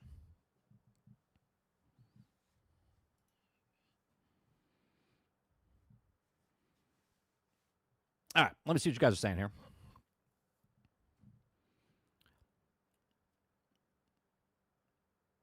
Ron Slusher says, Dreamcast guy is that hypocritical guy. I don't watch his content. The only reason I watch his content is if I see someone else making content that I like and they're talking about him. Otherwise, I don't watch him. Eclipse says, damn, 33 Immortals just got a big update. Just got an update. Oh, that's the wrong one. There's the one. They actually made it where the heavy attack is a button now. That's awesome, instead of just holding X. Oh, I'll have to go check that. Maybe we'll play that tonight. Who knows? Actually, you know what I have to play? I got to play Marvel Rivals. We haven't played Marvel Rivals. I haven't played the new season yet.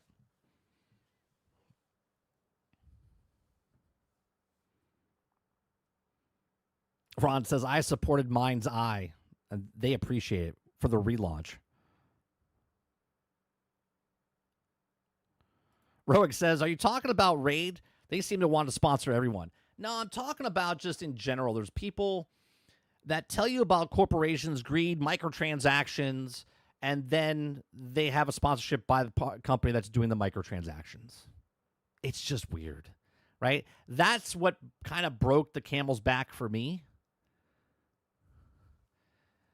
And I'm not saying I wouldn't watch these people again, right? Or I'm not going to support them in any way, shape, or form. I just look at them and like, do you hear what you're saying?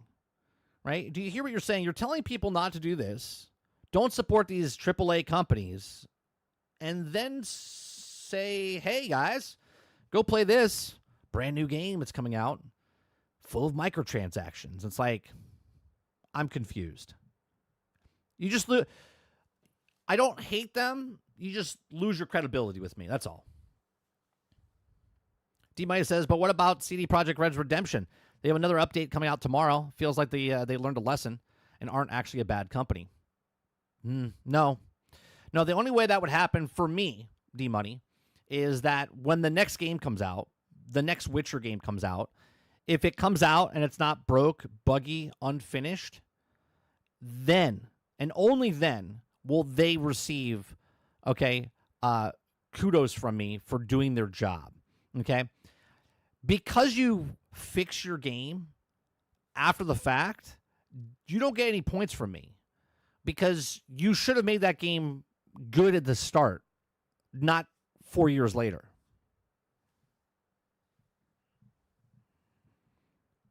Eclipse says, I like Mudahar. I watched pretty much all of his videos, but he did buy the Switch 2 after all the boycott nonsense. So when I was making the script, Eclipse, I was going to put people's names in the video. And I was like, I don't want to do that because I don't want to call. I'm not a drama content creator. I don't want to bring drama up from other people doing things. They do their channel the way they want.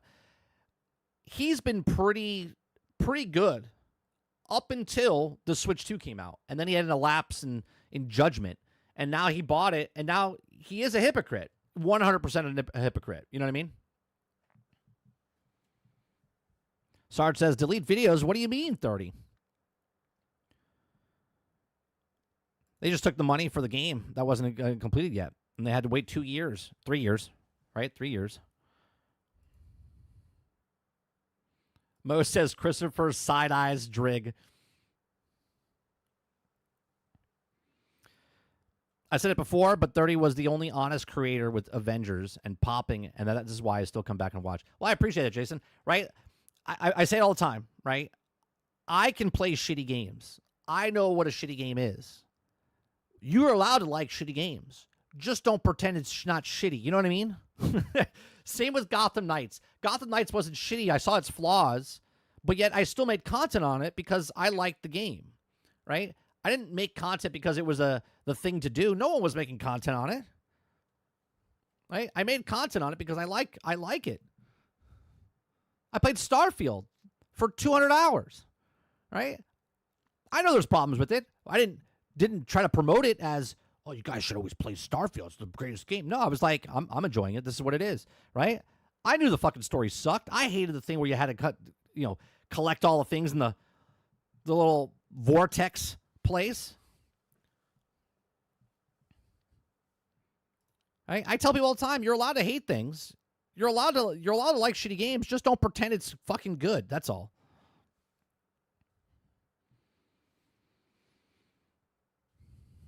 Sarge says, let's go. You brought bitches kneel before Zod. $20 super chat. Thank you very much. Appreciate that. Z says, I'm you. You are me. We are all together. Mike is the walrus.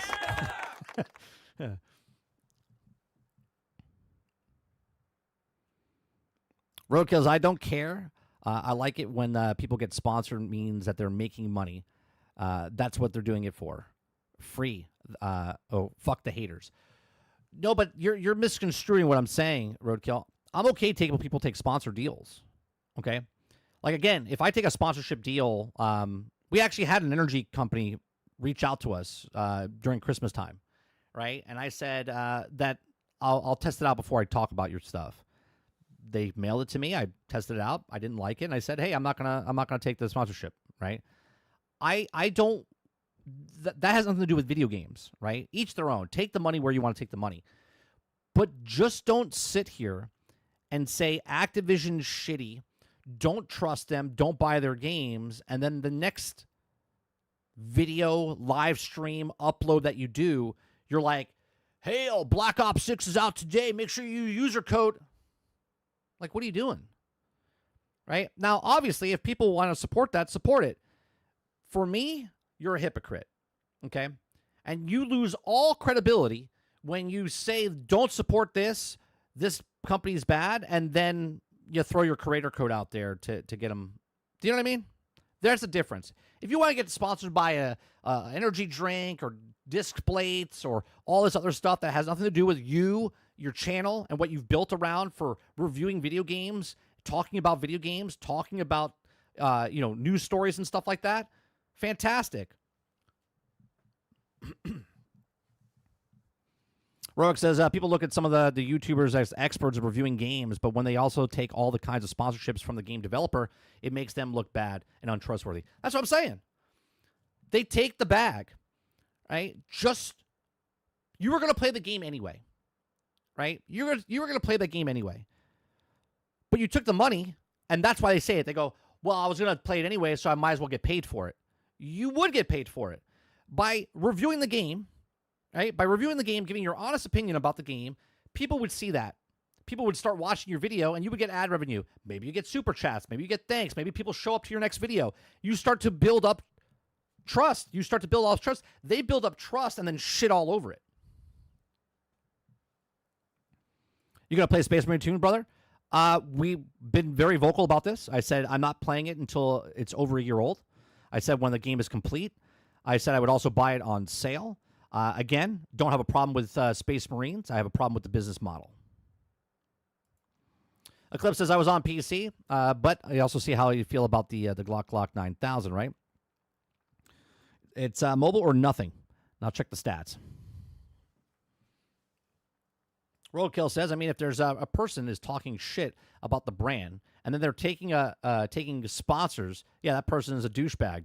Don't pay attention to him. That's what I'm saying. you lose credibility, and it hurts because a lot of the people I watch, I'm like, I see them, and I'm like, I was like, oh, well, that was a good run. That was a good run.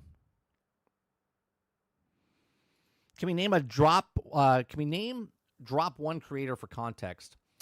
Well,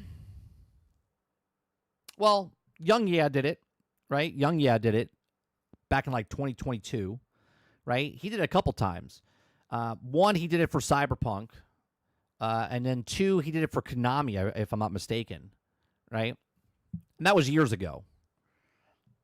I'm not going to give you an example of someone today because I don't want to call a newer content creator out or a content creator that because we watch a lot. Right? If you notice it, you notice it. Right? If you notice it, you notice it. If you don't pull the curtain behind. Right? Enjoy the content that you like to enjoy. What's going on, Travis?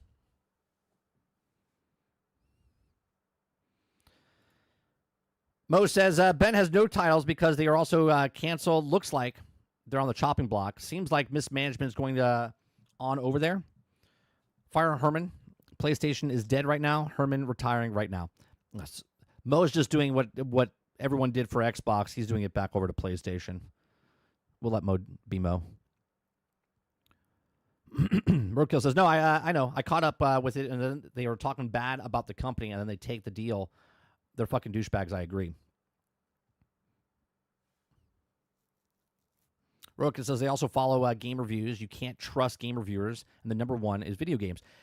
I think the way Skill Up to me is one of the better ones out there, okay?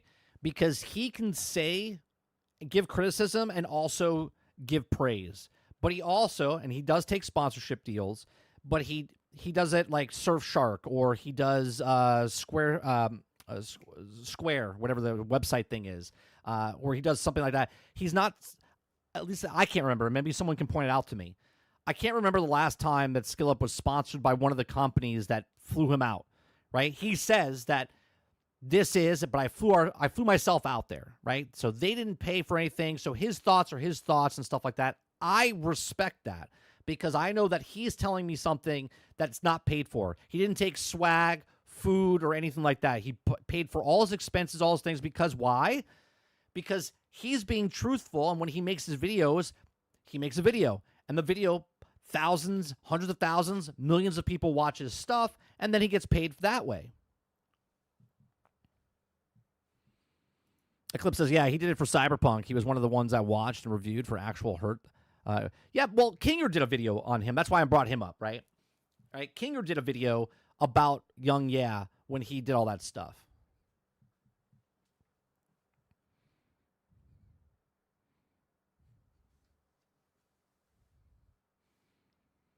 Rogue says, like the one guy Tree reviews game, but then won't take keys out and handouts from any of the devs. He pays for his things, and that he owns the pocket. Yeah, that's what I'm saying. If you pay for your stuff, I have respect for you. If you're paying for your stuff, you're going to buy the game anyway. So then why take the money? Because you are trying to become more. I don't know. You're trying to get free shit to make it look like you're more credible. Does that make sense? Right? You're trying to get free shit to be in like the insider program or whatever, to make it seem like you're bigger than you are, where you should just make the content, right? People like the content, they don't like the content. That's what it is. Roadkill says Mr. Beast definitely did it, right? With he promotes child safety, but then he hired a sexual predator. I didn't follow that story, but I know what you're talking about. I know what you're talking about, Roadkill. There was a guy, I guess that he hired to be in one of the videos. Travis says, 30, if you or anyone else pretend a game is perfect, then you're lying to yourself. At that point, this is what the actual shills is.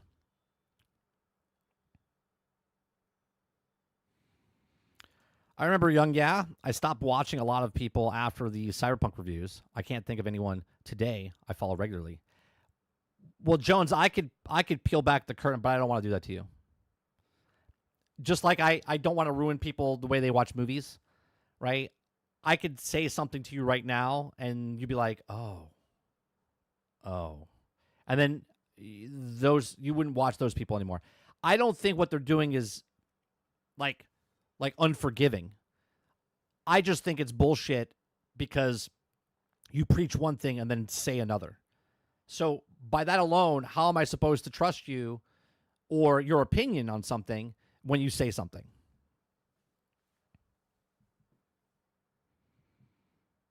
How do we know that they didn't pay for it just because he said it? How life works. That would be great.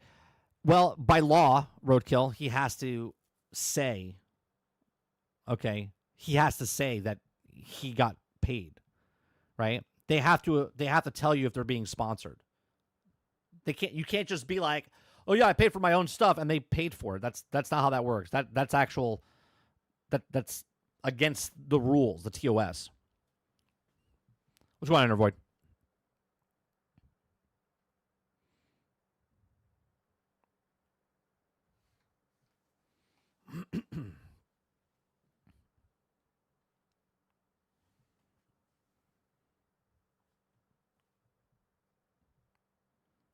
Travis says, I could lie and say I followed 30 regularly, but I didn't know he was back today. That's because I didn't post in YouTube, and you're banned from Discord. That's why. If you hit the notification button, then you would know when I went live.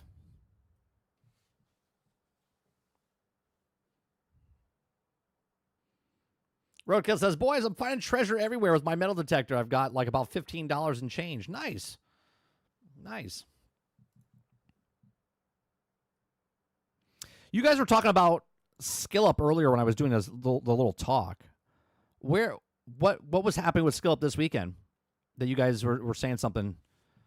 Let me. I guess I'll look it up. Did he have a review or something?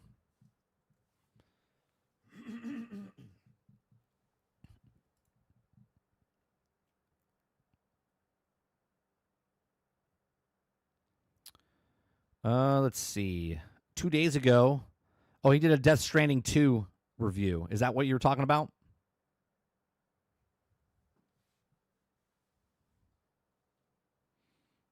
Roadkill says, yeah, once you see it, you can't unsee it. That's the truth. Yeah, I don't want to ruin it for you. Like, if you guys like certain content creators, if you notice it, you notice it, right? And if I ever get there, call me out, right? If I talk shit about a company and then in the next video or one of the videos down the line, I'm sponsored by that company, you call me out. You let me know, okay? Because I can tell you one thing, it probably will, and I say never, I never say never, but it'd probably be improbable that it would happen, that I would get a sponsorship from anybody, even when I get bigger. I don't want it because I want to be able to talk about what I want to talk about, right? If I get a sponsorship from like Manscaped or disc plates like that, that's not what I'm talking about. I'll take that money, right? I'm not going to sit here and talk shit about Raid Shadow Legends and then get a sponsorship by Raid Shadow Legends.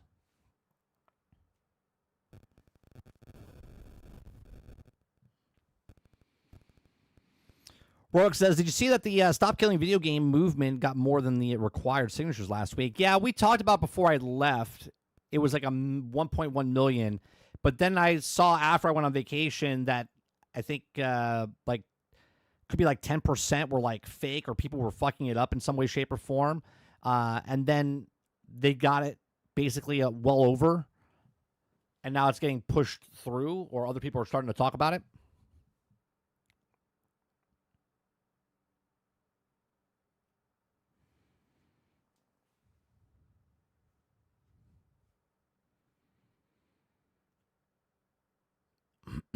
Mo says Returnal to Xbox. Whole slate is coming. Is that something that's happening right now, Mo? Or are you just saying shit?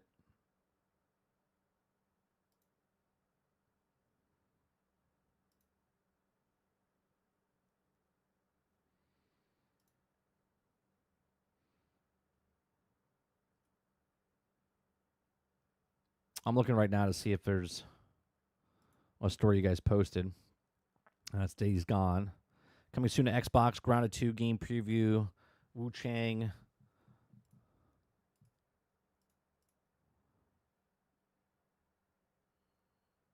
Where the hell did I go?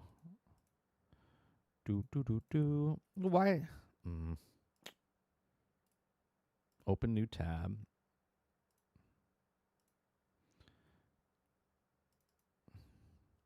Why did all my things change? I don't understand. I can't open that? That's stupid.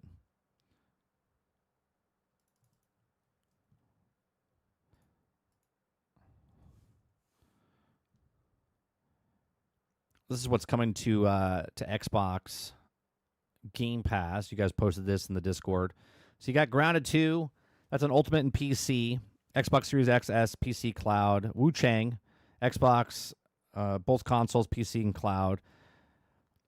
Oh, me and my son were literally just talking about this. I want to say like a week ago. Farming Simulator 25 is coming to console, PC, and cloud. Because I asked about it. I was like, oh, maybe I should buy it. I was like, I'll wait. I was like, it's probably coming to Game Pass soon. And sure enough, there it is. You got Wheeled World. That's coming out across all things. We got a Bionic Factor. That's coming across all the things. You got RoboCop Rogue City. Smart of them to do that since the DLC is coming out. Very smart. My Friendly Neighborhood is coming out across, and then Back to the Dawn is coming out. So you got 8 more games coming out. We're definitely going to play Grounded 2 on stream. Farming Simulator I'll play off stream with my son. We might try a couple other games here. So that's coming out this remainder of this month here. Pretty good.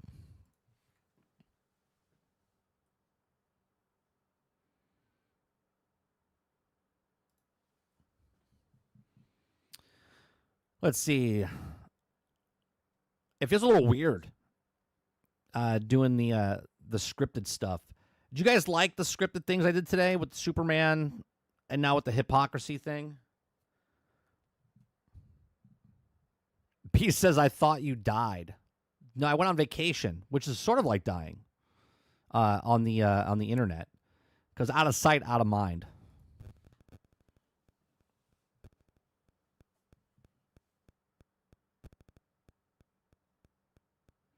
Roka says, didn't you downgrade his review because of the way the girls looked in the video game? Like they were also too pretty? Wasn't that skill up? For what game, Roadkill? Are you talking about Death Stranding 2? I didn't see it. I don't know.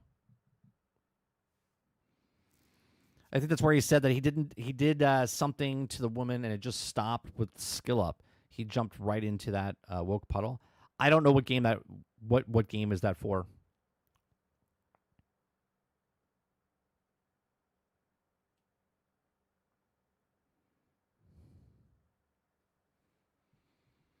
Rogue says, do you need to play Grounded 1 in order to play the second one? Or be a separate thing? It's a separate thing. It's a standalone map. I mean, if you care about the story, it's a survival game. You're a survival game. It's like Honey, I Shrunk the Kids, but there is a story behind why the kids got shrunk in the first game. Right? But I don't think you need to play... I don't think it's mandatory to play Grounded 1 to play Grounded 2.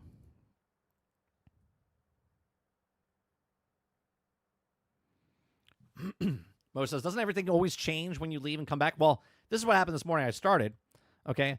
So when I opened up stuff in Discord, it's not opening up tabs in my browser. I don't know why, okay? My computer's been off for like a week and a half, right? And then my Steam Deck or Stream Deck, okay, where I have the buttons configured so I can change the scenes and stuff, literally 7 minutes before I went live, all of a sudden an update went through and it erased my whole board. I didn't have time to fix it. So I was like, okay. So I'm changing it with the mouse button and stuff like that now. So I have to go fix that. Eclipse says, no, that wasn't skill up. He didn't like the game because it feels too sandboxy for him.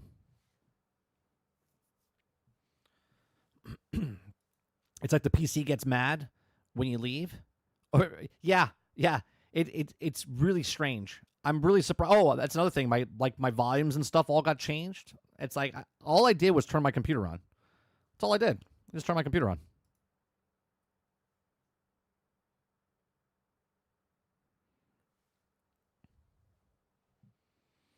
Z says the Factor is a survival game. I was hoping you get your thoughts. Oh, maybe I'll try it out.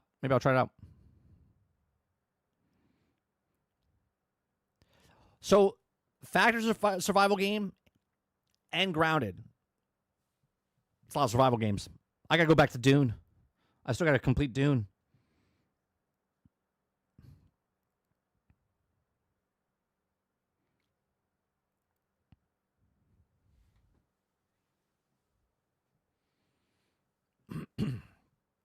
World says, I thought Superman talk was good, man. I appreciate that.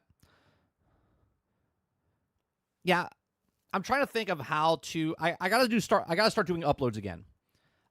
Start doing uploads again, and I'm trying to do uploads differently than because I like doing the live show. I like doing the live show, and what I would do is take the news stories and stuff, and then make those into breakout videos.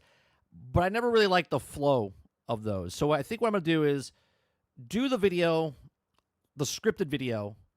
And then I can move that over to Nerding with 30 for the Superman stuff.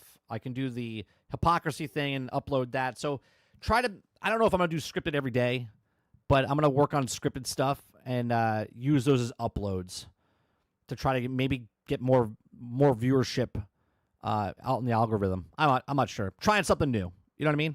It's like when I take a vacation and come back from vacation. It's like a new year. You know what I mean? It's like because I take my vacation in the middle of the year, and then we're pretty good, solid till next year. Eric says vacation is way more preferable than dying. I've had much needed break. I did. It was nice. I wish I reversed it though. So we left Sunday, right? Was it Sunday? Yeah, we left Sunday. So we went out for 8 days, right? So I was off Friday, Saturday, Sunday. My folks came up. We hung out with them. Then we left. We left on Sunday, went to Wisconsin, and I went out into the middle of nowhere. I got family out there and just relaxed. And then we had a family reunion on my wife's side at the end of the week. So we left Wisconsin and then went to Minnesota for a family reunion Friday, Saturday, Sunday. Saturday was the thing. And we stayed in a house that had like 7 bedrooms. We had like 21 people staying in that house. And then 61 people, they all showed up. There was a lot of people for the family reunion. And so I went from nobody, right? Went from nobody being around to everyone being around. Just chaos. Chaos ensued. Lots of kids, lots of stuff. It was fun. It was really good. But I wish I did the family reunion first and then the vacation afterwards, like the relaxing, because I did relaxing first and then I did the chaos. We also went to a baseball game. I went to the Twins game out there. Never been to Twins Stadium before. Really nice stadium. Really nice stadium. They got their asses kicked, but still a nice stadium.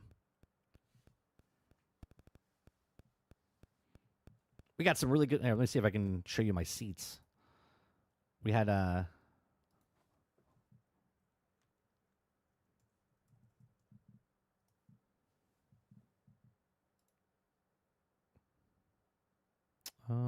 let's see here.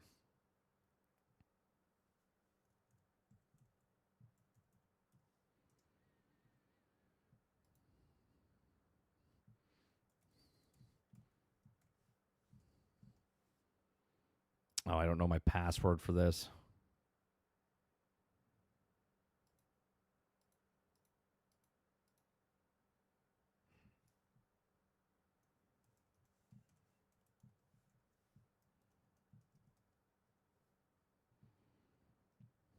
I'm trying to think if I...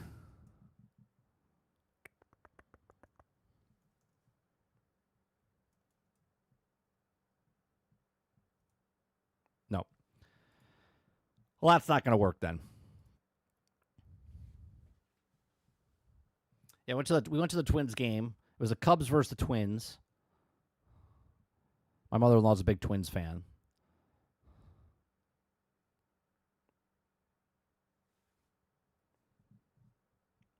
Sarge says, I have 1100 in XP. What the fuck did I do? You're chatting? I don't know. 30 August 13th, Superhero Simulator drops. Is that the one, the Dispatch one? Water, or is that the one that you played the demo? No, the Superhero Simulator is the one you played. Jones says Windows 10 and 11 changed stuff we didn't ask for. Who told you to mute this mic? Wait, my mic got muted? There was also a small drama with the new season of The Last Epoch, and then the next update for Path of Exile 2 coming out really close together. That's planned, by the way. That's for competition.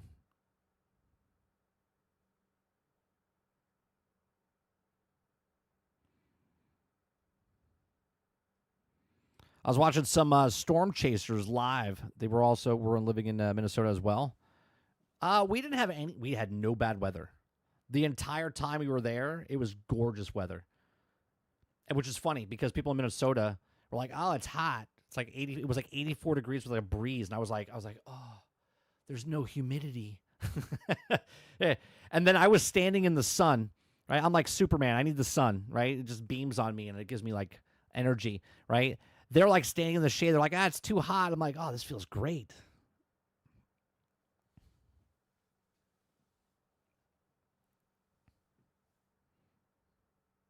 Yeah, unlike other companies and stuff, I like criticism. So if you like the scripted stuff that I did this morning with the two things, with the Superman box office stuff, and then also with the Hypocrisy type thing, if you like more of that, then I will do more of that. You know what I mean? I'll mix it in with the show of the news stories and that as well.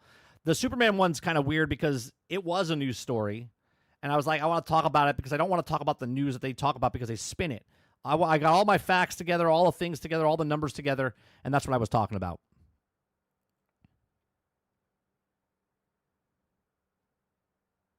You play the demo, okay. Eric says, nice. I'm south of you in Fort Myers, and they have the Twins here for spring training. Traffic gets nuts around the ball field. Yeah, it was, let me tell you, it was one of the nicer stadiums. I don't know if you've ever been to the Twins Stadium up there, but their ballpark, they got like a parking garage like right next door, and they have like three, so they have the arena where the Timberwolves, I think, play, and then they have another thing, and then they have the stadium.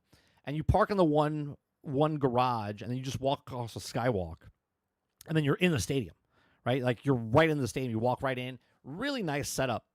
Nice view. Really nice. I love soccer, Mo. Yeah, I love soccer. Football. Yeah, but I do like soccer. Rocket says, how hot was it where you were? Because it's fucking unbearable here. I was about 20 minutes. Was it Andover? I think it was. I was in Andover, Minnesota. That's where we had the reunion. And then I was out in Wisconsin near, I forget what the hell, I think it's Menominee.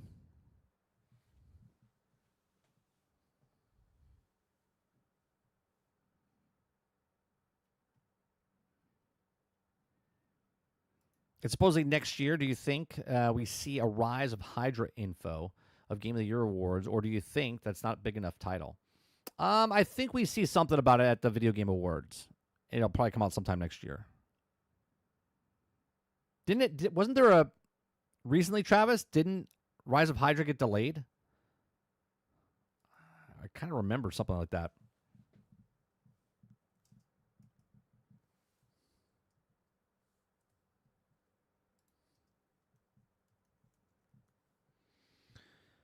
Let's see. Yes, Marvel 1943 Rise of Hydra has been delayed and will not be released in 2025. And originally planned, Skydance Games and developer announced that the game is now scheduled for early 2026. So yeah, we'll definitely see it at the Video Game Awards.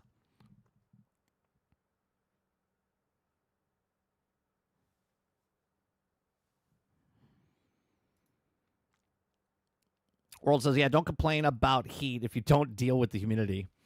Other Ontario, Canada, surrounded by Great Lakes. Basically, the humidity is brutal. Hottest day felt like 113. Oof.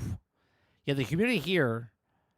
Yeah, right. Like right now, it's raining outside, or overcast. It was drizzling earlier. Let me see what the weather, what the humidity is right now. Right now, it's 85% humidity. 85%. You could drink the outside. Like you could just go outside, take a deep breath, and have your water intake for the year.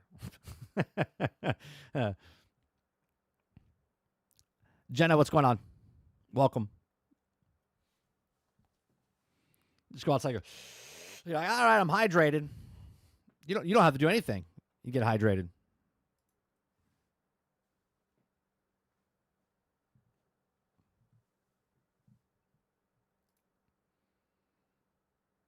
You know what's going back to the box office, I'm surprised that Jurassic Park is not doing better.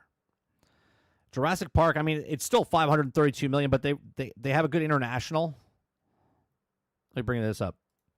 They have a good international. 300 million, 56.4%, 300 million international for Jurassic Park, 232 domestic, right? 532. Their budget, I don't know if they have their budget. What's their budget for Jurassic?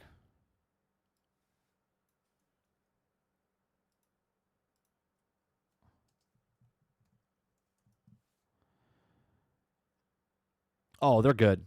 They're good. 180 million. If you double that, give it a little bit of more for marketing. Yeah, they should be good. So Jurassic Park is going to be profitable.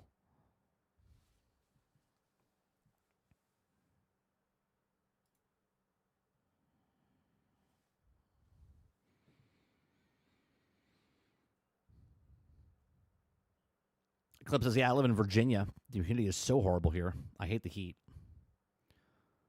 40%, but also a few weeks, it was between 80 and 100. Yeah, it's brutal. We're getting into the end of July, August. August is brutal here. August is brutal.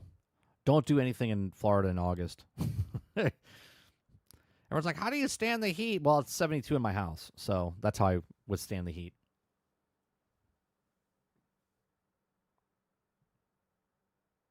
Waterbear says, yeah, I'm in Georgia working on the outside, and it's already 91 degrees in humidity. Yeah.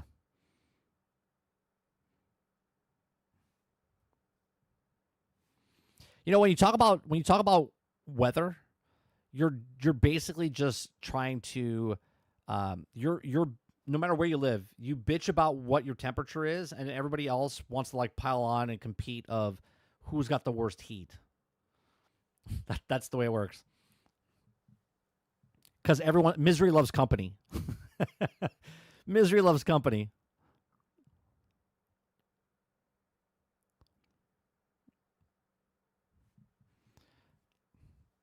You want to cut working outside in Georgia or Florida? Yeah, in August you're inside. You do inside things. It's like people ask about the cold up north. They're like, what do you do in the winter? Like, we stay home. That's what you do here. In the southern states during the summer. You stay inside. What's going on, Aaron? Would you buy Silent Hill 1 Black Label? It's like new condition for $400. I personally wouldn't because I have no interest in Silent Hill. But if you're a collector, Aaron, and you're trying to collect it, I mean, $400 seems pretty steep. I mean, I personally would rather buy a console for that much, not a game.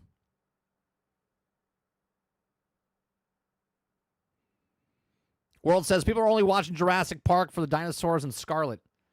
I think more dinosaurs than Scarlet, but I could be wrong. They say it's terrible. They say it's terrible.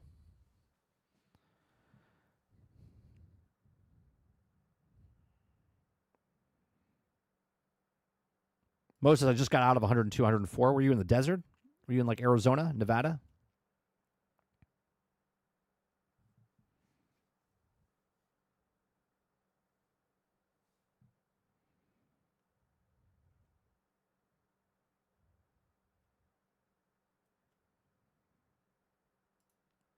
What am I hearing? You're not at Silent Hill? How come? The last Silent Hill, Resident Evil, any type of game like that, I played when I was in college. I have no interest in them anymore. I used to also play sports games left and right, but now I play no sports games. Just as I got older, I just lost interest in them.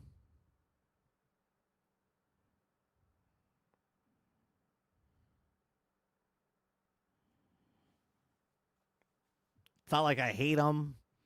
I just have no interest in them.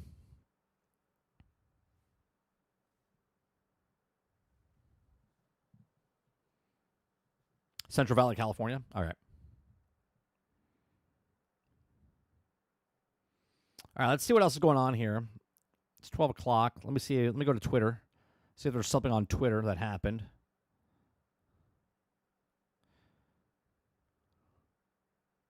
Oh, did you guys see that clip of Fantastic Four where he's doing the press conference thing? Have you guys seen that? He shows the whole thing. And did you hear did you hear why the Fantastic Four is not negotiating? It's a little weird, and it's weird in the, I guess, in the. Let me just tell you what it is, right?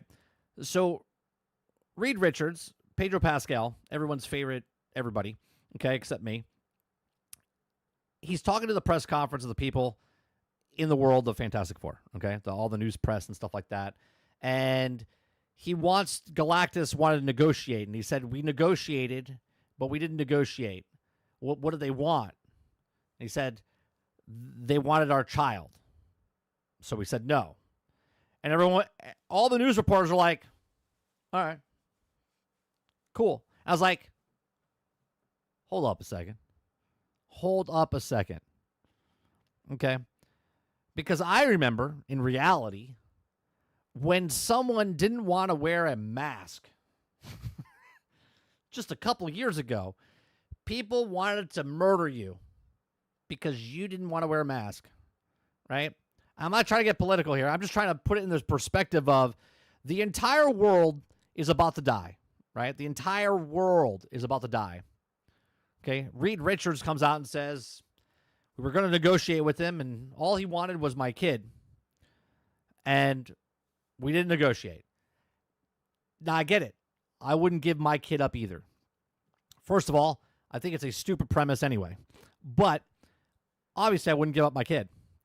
But at the same time, do you think the world would be okay with that? They'd be like, you hand that kid over. you hand that one child over to save the entire world.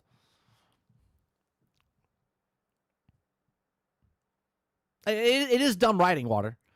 Right? I just think it's weird because the way they set it up was he was like, we're trying to negotiate with Galactus. What did he want?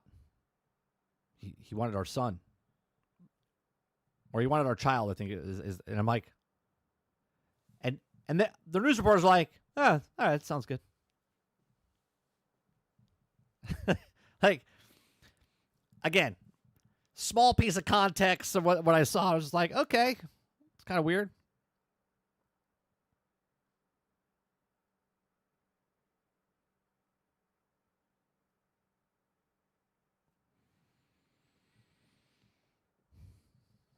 World says, yeah, being a superhero, sacrifices. I mean, obviously, I wouldn't even write that scenario, Worlds, for the movie.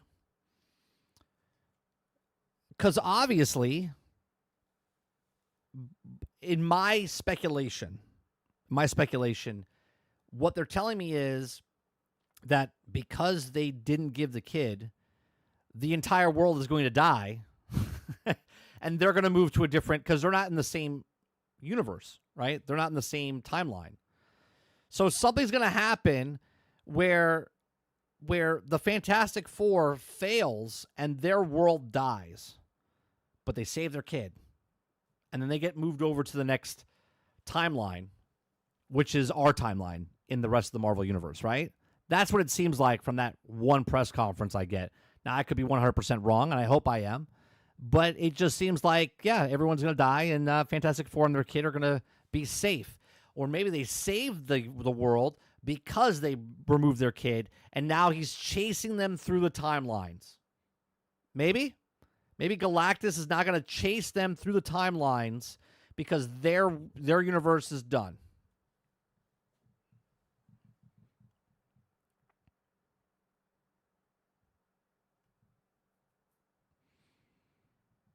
Waterbear says Thunderbolts gave it away. 30. I didn't see Thunderbolts. I didn't see Thunderbolts. So am I accurate?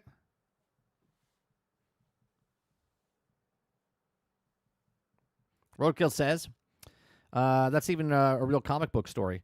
They just making up their own shit when they have a million comic books and they're on fire and they can go off it. They don't want to do that, I guess, right? I swear, Fantastic Four makes more money than Superman.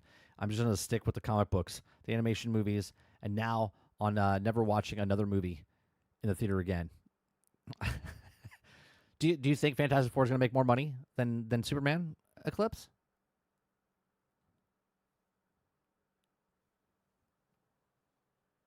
Eric says Marvel and their timeline hopping stories are confusing. I mean, yeah, you have to think about it, right, Eric? They have to take the Fantastic Four and move them into the current timeline. Otherwise, are they going to tell a story, a reboot, and tell all the heroes in their timeline? I don't know. Doesn't Galactus have to see like your people are smart or worthy or living, and why is he just going around trying to kill people? No, he does see they're worthy, and obviously their baby that they have, he wants to raise as whatever, right? So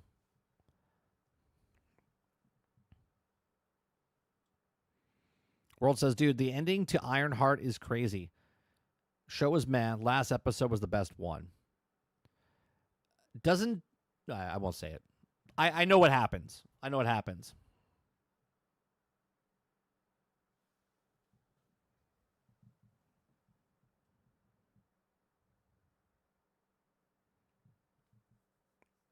I don't think Superman's bad. I don't.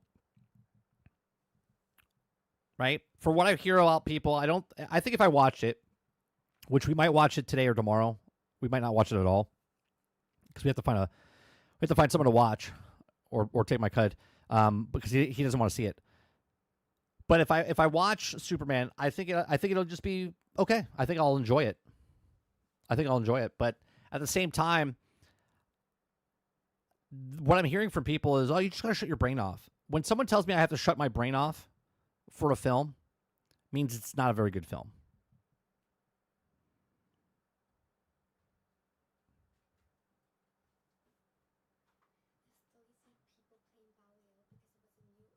Mm-hmm.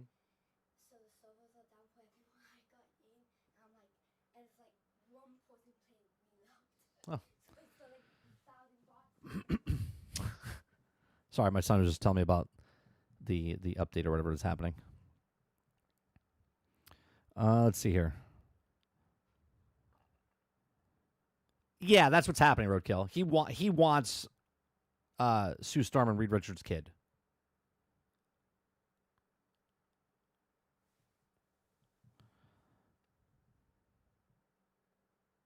Travis says Superman was too much Superman. 7 out of 10. Did you watch Superman, Travis? Did you see it? I thought you didn't like Superman. You didn't see it, right?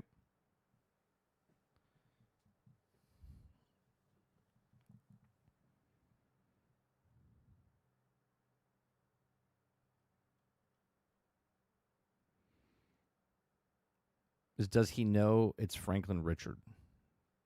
Question. Does he know it's Franklin Richards? I don't know. Don't know.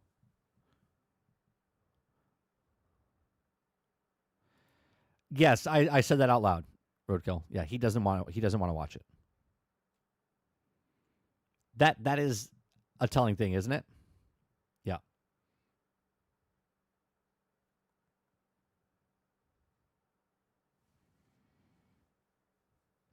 Well, the X-Men are coming after this, Jones.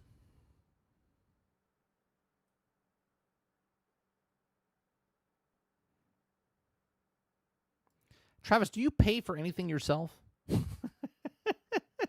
You either have you have the nicest friends. You have the nicest friends. Your friends pay for everything.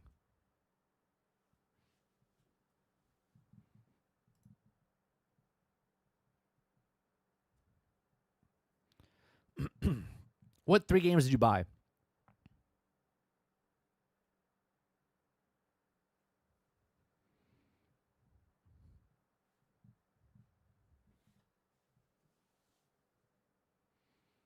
That's when you go back to the movies? Fantastic Four? Is that going to be the first movie you go back to, Jones? What's the last movie you saw in theaters?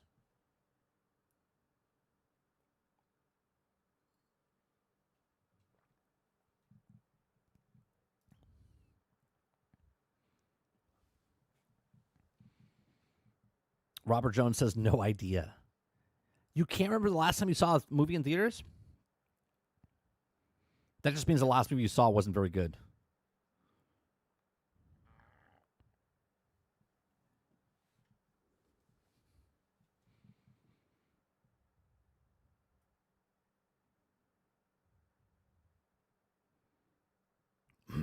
Super Robot Wars?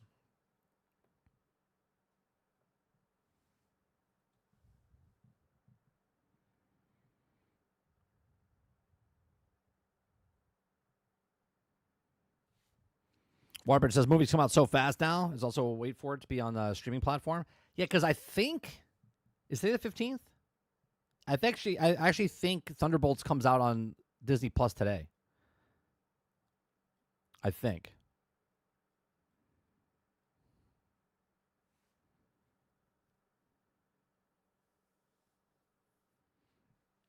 All right, so see, here it comes. Right? James Gunn Superman made $13 million on its first Monday. Right? So you see, these are more stories coming out. Right? Isn't it amazing? Isn't it amazing? Like, that's a big thing, right? So here, let me look. So Man of Steel on its first Monday made 12.5. Right? But they're making it like 13 million, it's a big deal. Let's see what Jurassic Park made on its first Monday. 11.7. What's another movie that came out that was a big deal?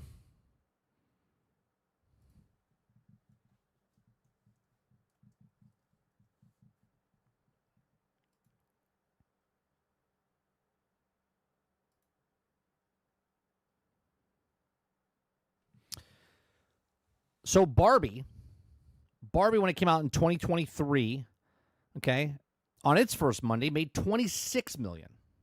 26 million.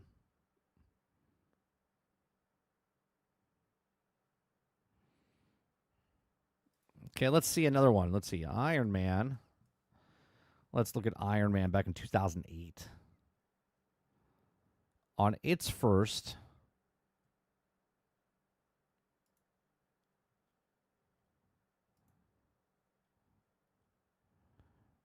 They only made 6. I always love how they show the Thursday numbers for opening, like our previewers, you know, and now they don't. They just combine it in with the rest of them.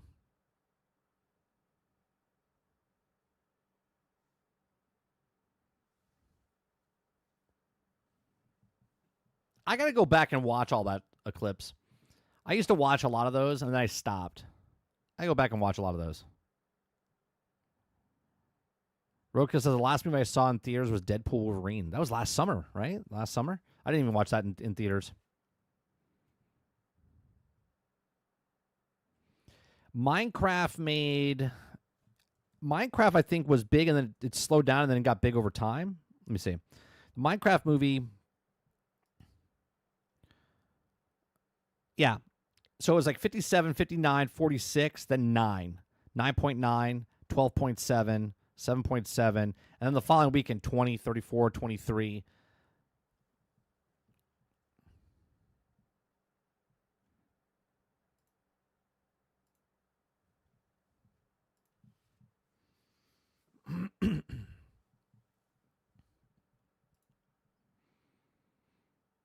Let's see here. 30. The fact that James Gunn wants to make Clayface movie tells me that they need to know nobody cares. Well, okay, let's talk. I'm glad you brought that up. I'm glad you brought that up, Travis. Right. So let's say, let me go back to let me bring up Superman on the screen here. Right.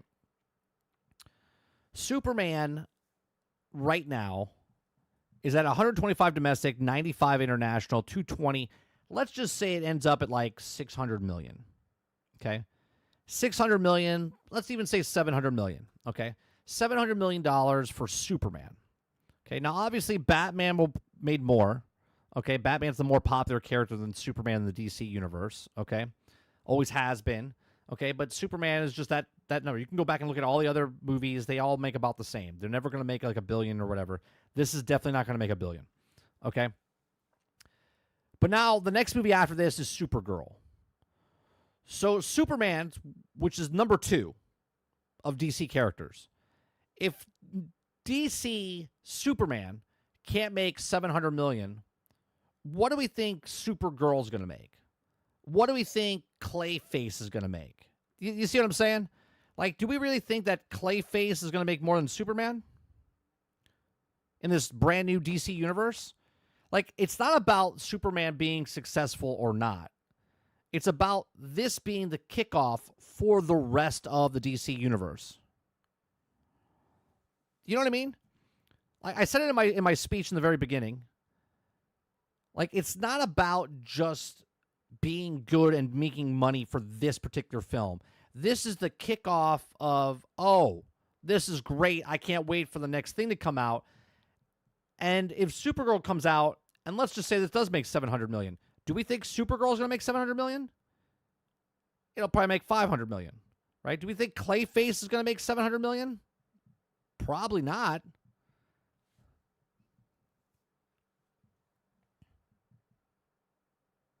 It's just kind of weird. Rocco says, wait, the next couple of years with all this AI and crazy, and they're also going to be shit because they're all going to be AI. Last series I think on my friends watched at the same time as Clone Wars was God. That show was just so effing good. Last theater movie I saw was Sonic right before COVID. Oh, geez, that's a while. I moved, and my local theater sucks. Between COVID and the kid, they also wanted to go anywhere anymore. Most things are interested to come out on free a few months later. It's true. No, a lot of people don't go to the theaters anymore.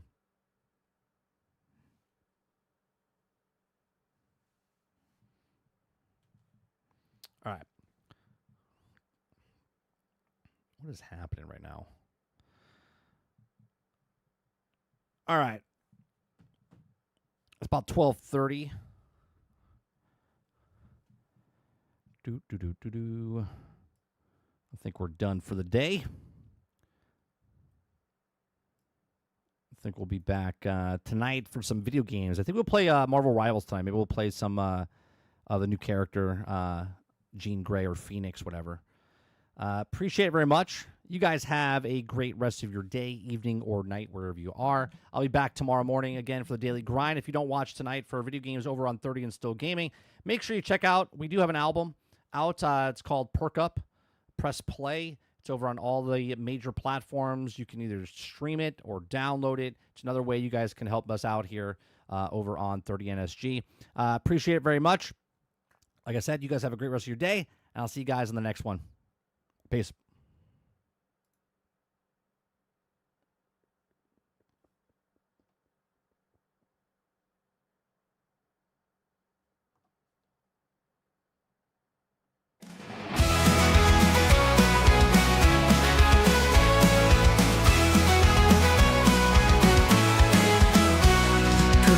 Sunshine, rise and shine. The Daily Grind is here on time with gaming news and fun galore. We'll chat and entertain once more. The coffee's hot, the mic is on. Jump in the chat, let's have some fun. From pixels small to stories grand, we bring the magic to your hand. We're nitty tune in daily, don't you miss entertainment wrapped in bliss. From new releases, tips and tricks, the Daily Grind, your morning fix. Controller ready, headset too, we've got the updates just for you. From late night streams to morning plays, we cover gaming all the ways. Controller ready, headset too, we've got the updates just for you. From late night streams to morning plays, we cover gaming all the ways. Lots of news on winning blend, the show with you. dearest friend.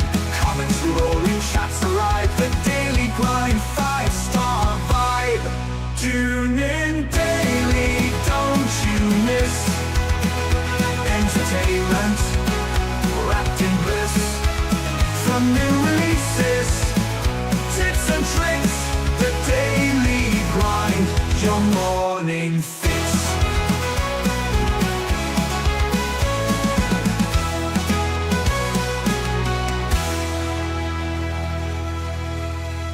Good morning, sunshine, rise and shine. The Daily Grind is here on time with gaming news and fun galore. We'll chat and entertain once more. The coffee's hot, the mic is on. Jump in the chat, let's have some fun. From pixels small to stories grand, we bring the magic to